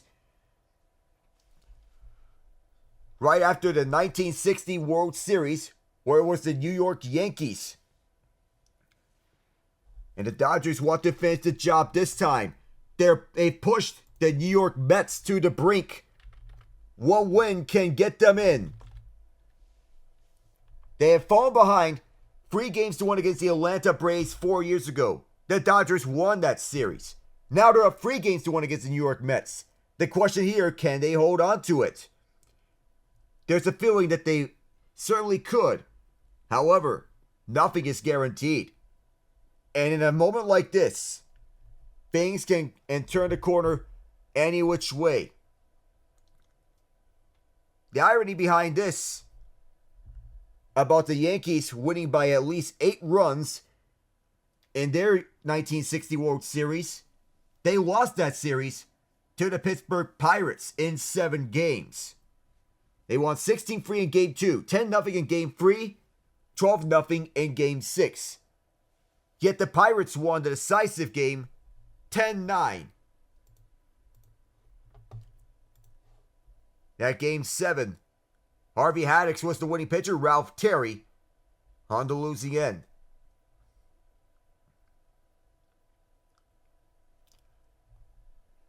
Historic long drive for the left field wall. Second with Bill Mazeroski smashing that on the way. Yankees players and fans standing in disbelief. The Pirates erupted. The improbable champions outscored, outhit, outplayed, but managed to pull out a Game 7 victory. So we say goodbye from Citi Field. Tomorrow, it'll be the New York Yankees and the Cleveland Guardians. Game 4 of the ALCS. I'm Alec Nava saying good night from Queens.